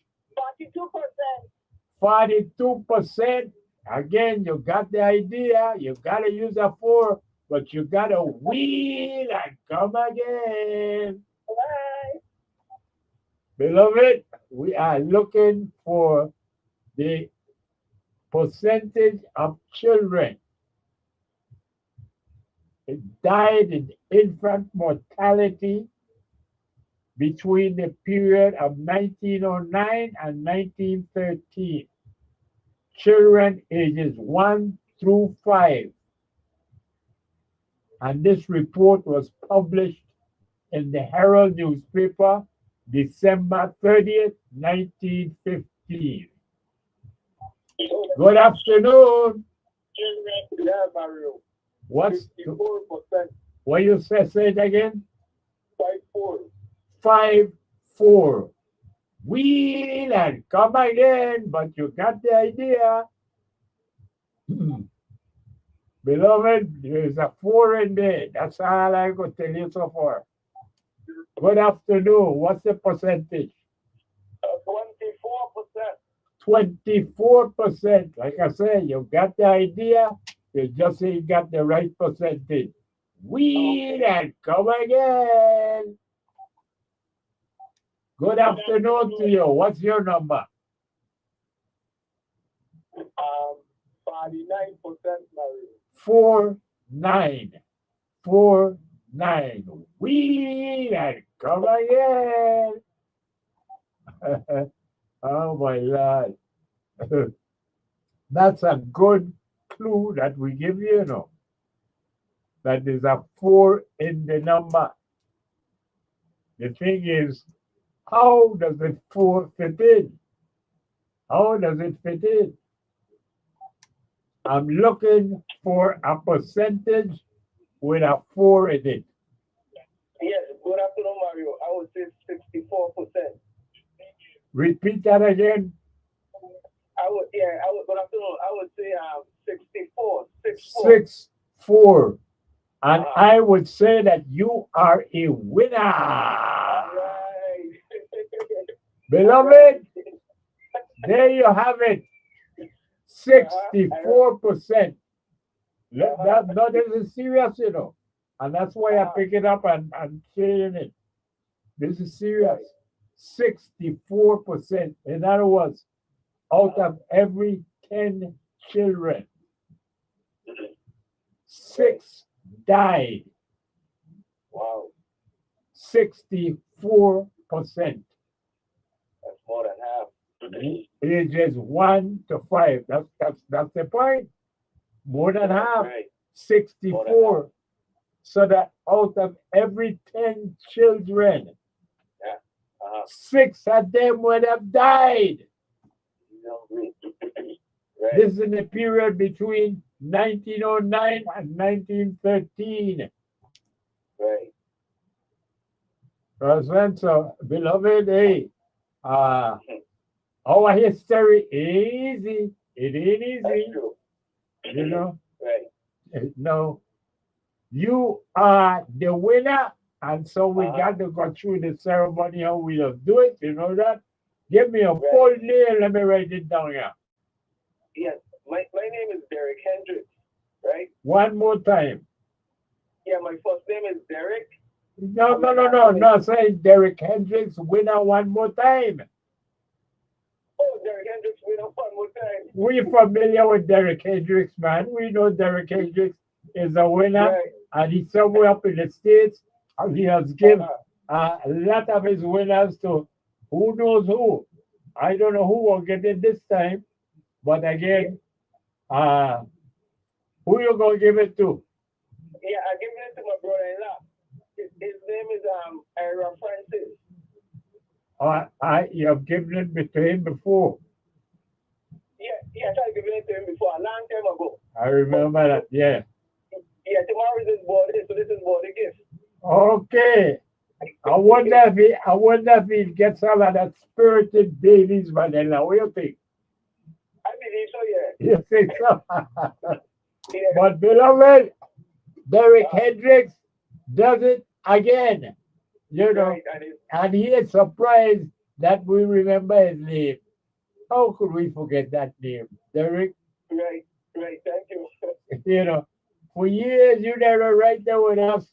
And no care that you are away, but at heart, we could feel the crucian in you. You can't get it out of you. Thank you. Thank you. Congratulations. And again, you know, one we go full of this basket, no matter how they get that scattered. Thank you. So my brother-in-law name is Ira Francis. Derek Hendricks, the winner, and he gives it to his brother-in-law, Ira Francis. Thanks a lot, brother Mario.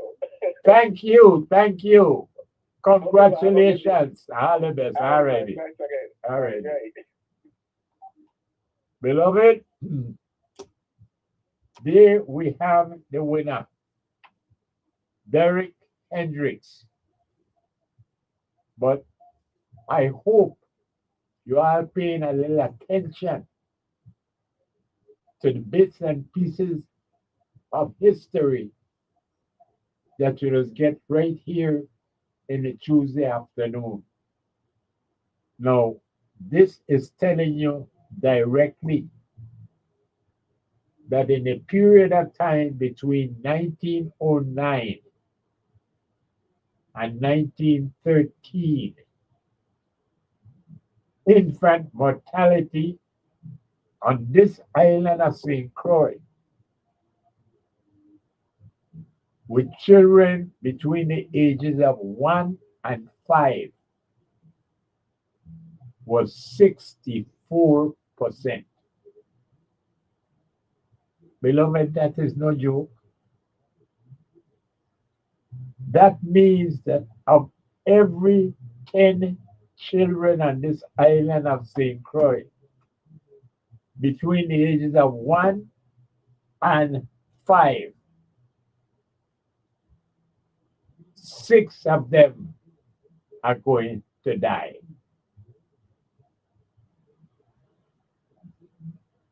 That ain't no simple thing. 64%.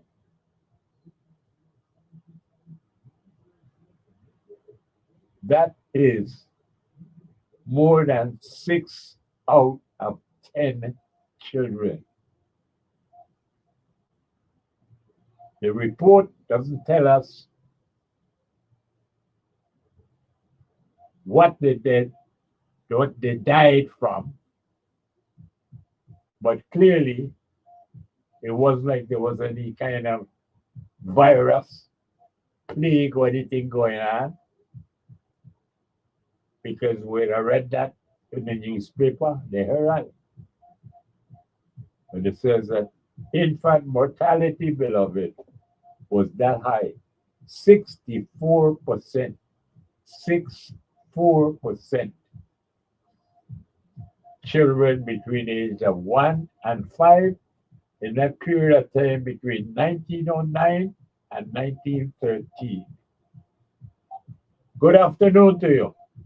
Yeah, Mario, Yes, man. Welcome back. I don't know if you could ask Aisha to do a second thing. When I say second thing, somebody can win second prize. Well, you're doing it right now because I will tell you why. I will tell you why. unless she is, busy, she usually listens. So she's hearing you right now. Okay. But you remember, I think I might have been the first or maybe the second caller, and I mentioned 1 out of 8, Yeah. and now it's 1 out of 10. And the reason I mentioned that 1 out of 8. No. It's the 6 out of 10. 6 out of 10. 6 out of 10, okay. Yeah. 1 out of 8, I said yes. I was looking at something on TV, and they were talking about infant mortality rate. That's And what they we're used, dealing 1 with out here. of 8. 1 out of 8. Yeah. You see? Yeah. Yeah. Well, and that's what I said. It is low. So they Yeah. gave you the hint that again, it is much more than that. True. But then you went to have that 4 in it. Yeah. So I was holding on to get down to say 74. You see? Well, that would have been much closer, much closer. Yeah. But the thing is, we should still be considering it that here, Yeah. which is just about 100 years ago, because you're talking about 1909 to 1913. That's just a little more than 100 years ago. Right. Infant mortality on the island of St. Croix. Mr. Nils, that's a serious thing. Very Ages serious. 1 to 5. 1 to 5. Out of every 10 of those children, 6 were going to die. They say what was the cause of it? That's what I said. No. But I could tell you that David Hamilton Jackson would have included it if there was some kind of a plague or virus or something going around. No. Right. All he told her that is a Danish doctor by the name of Dr. Hein Hadi. Hein Hadi. This is a Danish doctor who did this report on infant mortality on the island of St. Croix. So he was that name, but he wasn't Knut Hansen. No, it was good. I said, no. So Mario, let me if I can quickly go to the situation of the documentary. I listen. Yeah. On Jamila's show on Saturday, she asked the governor the hard questions, not necessarily coming from Jamil, but she keeps telling him it's what the people want to know. Uh-huh. And of course, he continued to poop it and said as much that I don't have to tell the people anything. Okay?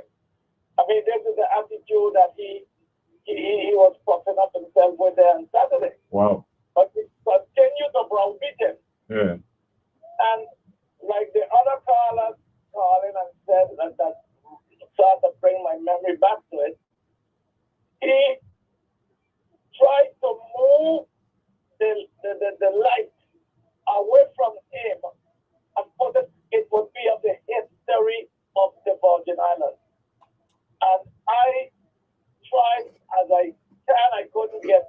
Jamila, so I wrote her, I texted her and asked her to ask him what history and what accomplishments.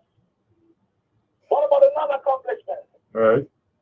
Governor, you claim to be the greatest governor, as far as there you are. But then the thing is this, Governor, how many houses you build? Zero. How many schools you build? Zero. New power plants? Zero. We go down and down and down. So what are you talking about? Accomplishment. What are you saying, sir? Who you trying to fool? Let me point out something that we have forgotten here, and you should remember it. When Governor Bryan Jr. First campaigned against MAP, Yes. the big issue on St. Croix at that time, so after the double hurricane, was that we need to have the modular hospital in place because we had no hospital period. We had none. They campaigned. Albert Bryan Jr. campaigned effectively that they would have a modular hospital open immediately upon swearing in. It don't open yet? Slow down. So that you could remember. Slow down. Yes, I remember. No. The modular hospital opened Okay. the first year of his second term. Right. Are you hearing me? I'm hearing you loud and clear. And that was before the entire first term. No modular hospital. Okay. It's in the first year of his second term that the modular hospital finally opened. Uh-huh. Is that an accomplishment? Well, Because we at St. Croix voted out MAP because he convinced the people of St. Croix that he would immediately, upon getting sworn in, have a modular hospital operating for us. all right. But you see, Mario, these things are allowed to happen. We continue to say you really can't blame it. You must blame them and those who continue to pat him on the back and tell him what a fine job he's doing. Best governor. And I will continue to reiterate the governor that has the most money at hand. Not because he applied for these monies, but because of COVID and the 2 Cat 5. But so what? So you have it, so what? Then you should have been the best governor and have all the streets should have been paved and stone. But I'm going after saying this, Mario, and you went to the hospital in St. Croix, and I'm glad you went there for the modular and all of this. I heard one Saturday on Abdul Ali's show. A member of the hospital board, who's a doctor, lay the governor out flat. And reminded he's not a doctor, he's not an architect. And stay away from the architect of them making change. She said there's a lot of good things in the new hospital design. But you gotta stop at some point. An architect pen is sharpened to make money. And you can't every 5 minutes behind the architect tell him change that. That room too fast. Make that a little bigger. Don't put it there, put it over here. I mean, what is this? That's more than micromanaging. But I guess we like it. So he doesn't put that up. And he all but said it at Jamilia's show by saying this: whoever is coming as governor after him will have the wrath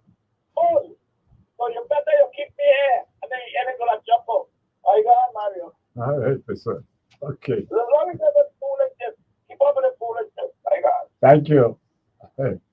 Beloved, lick your cream. Because Amtrak ice cream is just so good for your soul.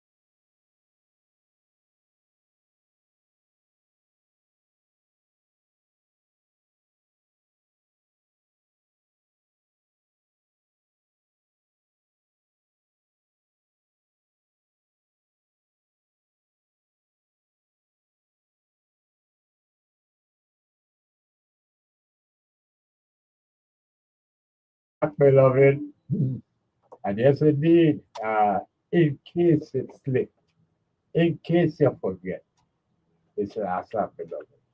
This is the last lap, so you want to get the last liquid for the last lap. Let me get the last liquid for the Government Employees Service Commission. The election taking place next week. Now, I am recommending that you vote for, well, 4 people. For those representing the active employees, I strongly urge you to give your vote to Beverly Joseph and Gilbert Commission. Beverly Joseph, Gilbert Commission. For the retirees. I strongly urge you to give Deborah Christopher your vote. You've heard me with her before. I call her Dr. Christopher. Give Deborah Christopher your vote along with Lori Anderson. So this is for next week, Government Employees Service Commission. For active employees, Beverly Joseph and Gilbert Commission.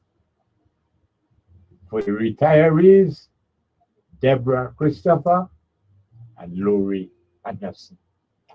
Do your thing, beloved. Do your thing. Good afternoon to you. Welcome. Yeah, Mario, quickly, I join you in asking the listeners, the beloved, to give those members of the GSC board a vote. We need them. Those that are there now, we need them back, and newcomers, we need to get in. But if you allow me just 2 minutes, I'm listening to you. I would not be doing any goodness to the name of a fellow author like yourself. And I'm talking about my big brother, Mr. T. Monsanto, my big Sabanero brother. Uh-huh. On my birthday, he gifted me with a copy of 3 of his books. How about that? Yes, Congratulations to you. Read them. Yes, Because that's a problem that I suppose that he has, like myself and other people who do right. You have to recognize that our people are not readers. We're not readers. And that even them and those, I speak of myself, people who would have bought my books, you know, they have them in the house. Yeah. But they don't read them. Yeah. Well, Don't read them. let me tell you something. What happened to me, Mario? I had purchased either 2 or 3 of your books. Ask me where they are. I can't say. I have moved a million times. And besides that, I like to lend out things to people that they never bring them back. But I thank, and I must publicly thank Liston and Monsanto for the copies of the books. Catch and keep the bits and pieces with all roads leading in the same direction, as well as the supplement that highlights Act 4844. Right. And we all know how Liston is. In his first book, I think it was, I'm trying to remember the name of it right now. However, The extreme test. The extreme test. The extreme test.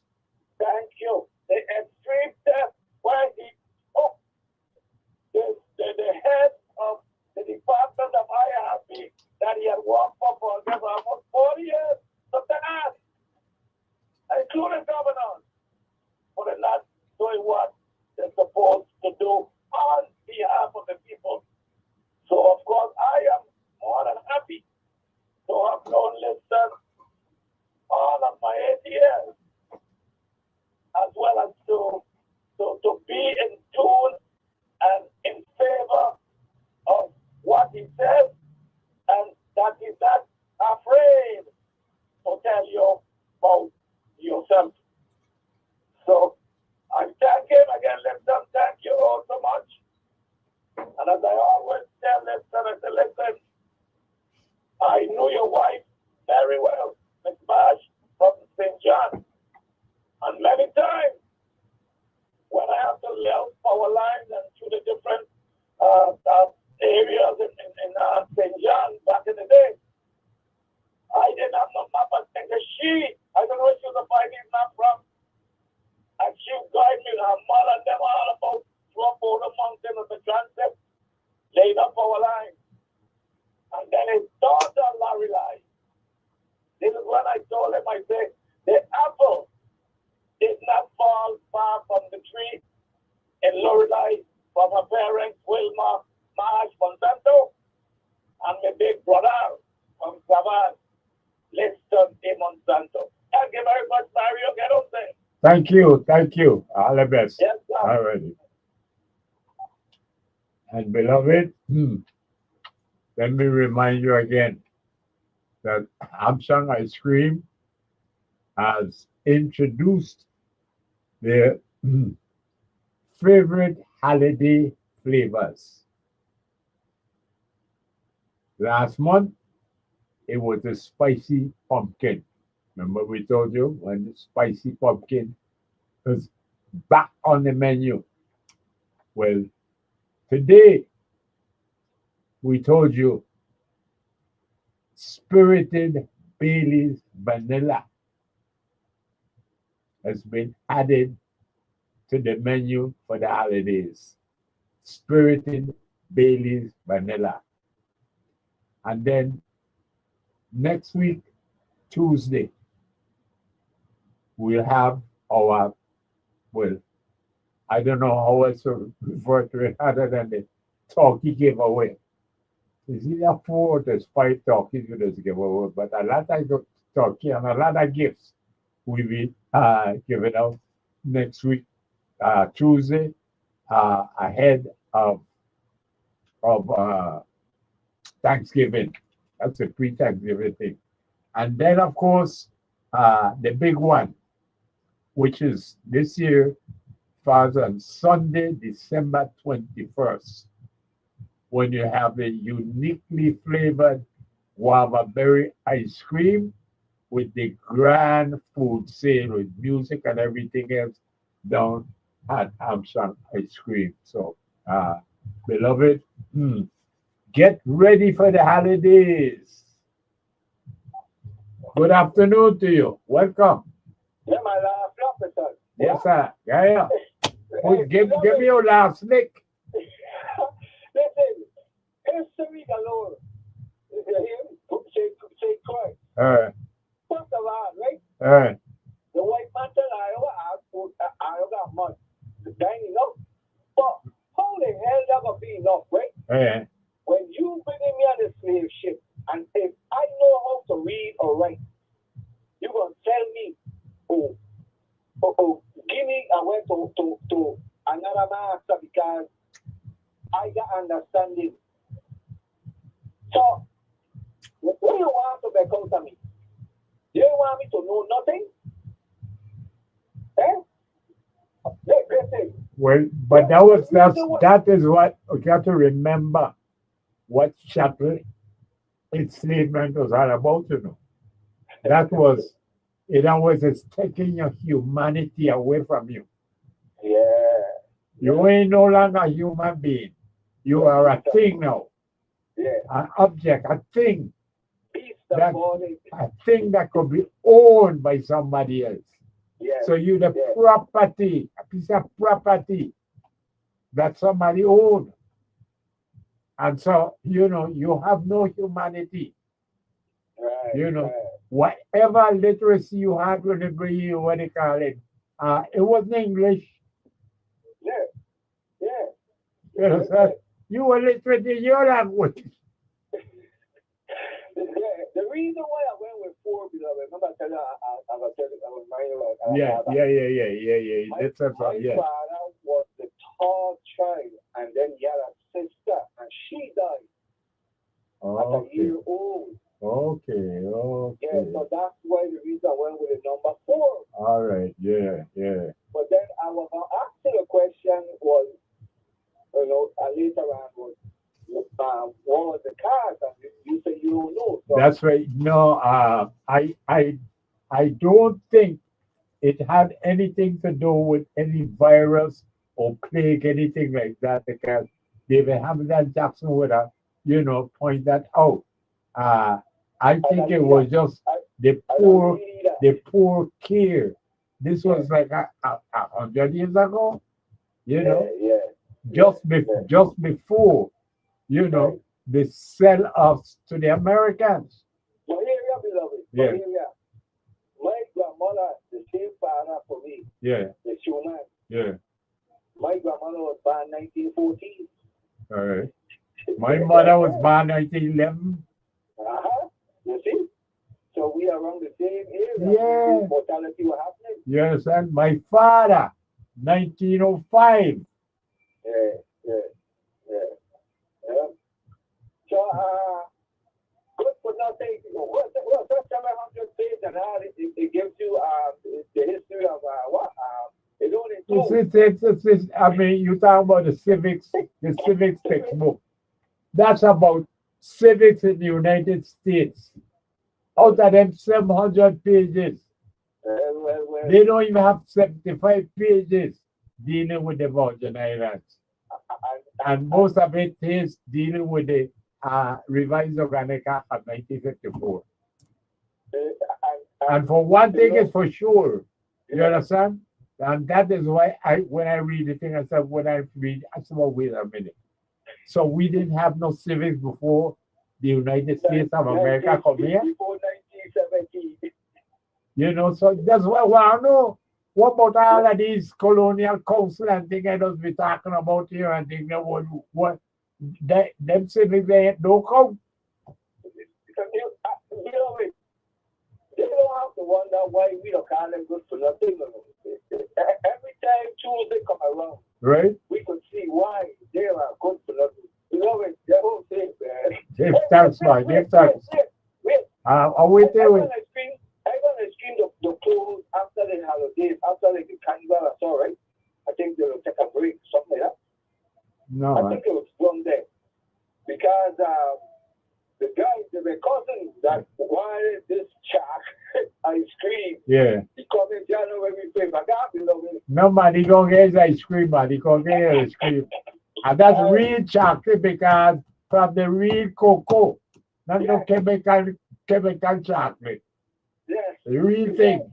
You know, with me, you know, this man here, God, my son, them is 32 years. Yeah. God from then.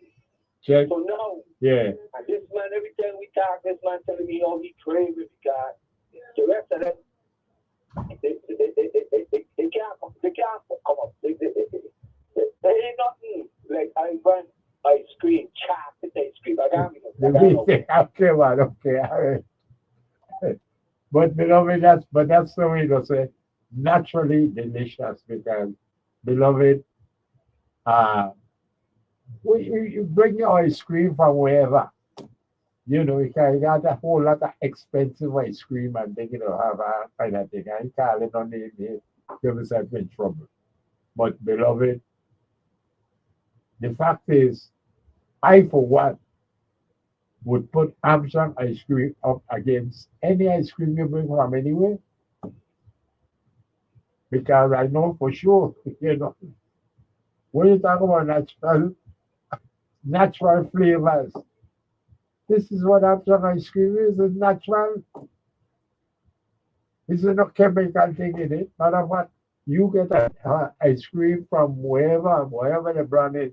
And it sometimes right on the ice cream they tell you artificially flavored. You know, even vanilla ice cream will be artificially flavored. You got real vanilla.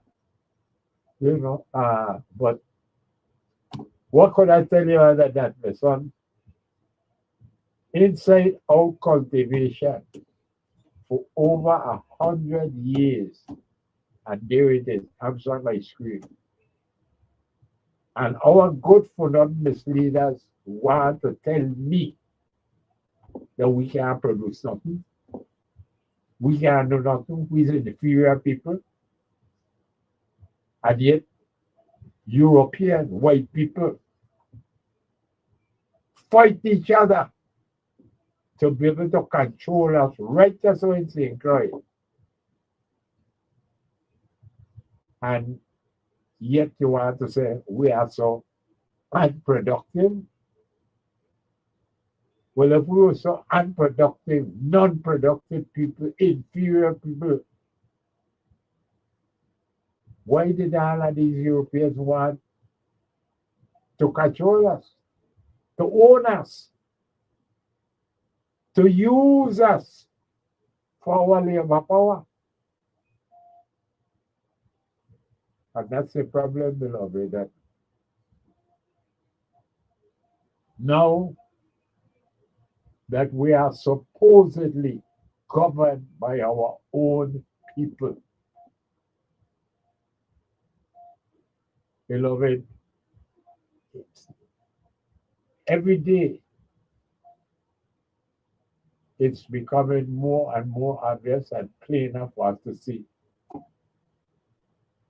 that our own good for not mislead us. They see us as an inferior people, a people not capable of taking care of themselves. So that whether it is Governor Albert Breyer Jr. or all the way down to the first one, Dr. Melvin Evans, they all share the same idea, which is that we are an inferior people, not capable of taking care of ourselves. And so that it is their duty as our government to try to get the federal government, our colonizers, to get our colonizers in Washington, D.C. to take the best possible care of us. Beloved, I mean,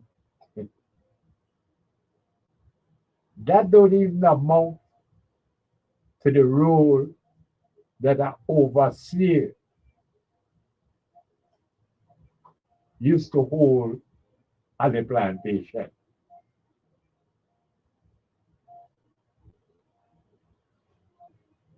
And basically, that's as much as you could say about our good front misleaders.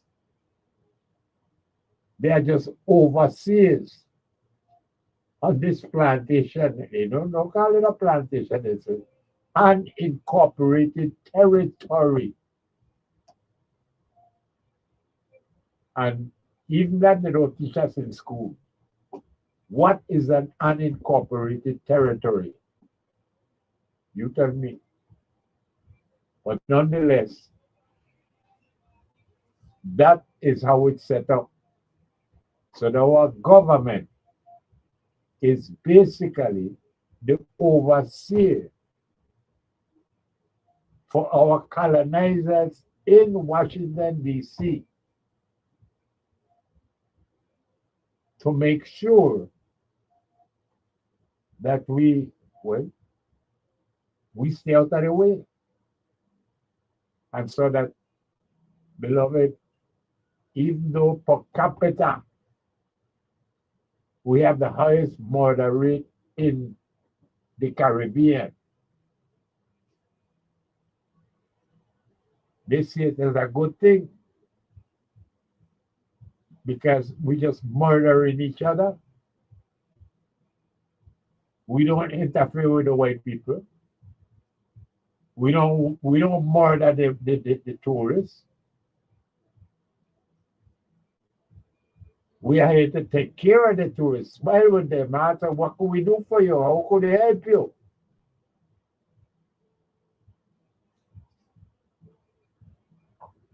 But, beloved, it's not an issue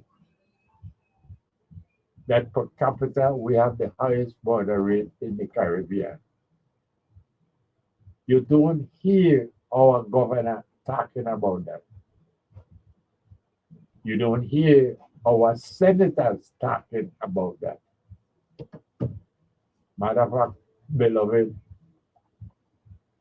our government is of little concern, if there's any concern at all.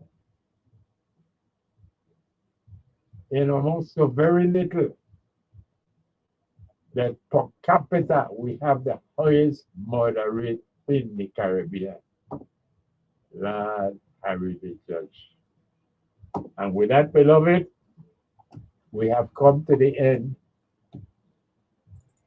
of another Tuesday afternoon of information and enlightenment, sponsored by the naturally delicious Amsterdam ice cream.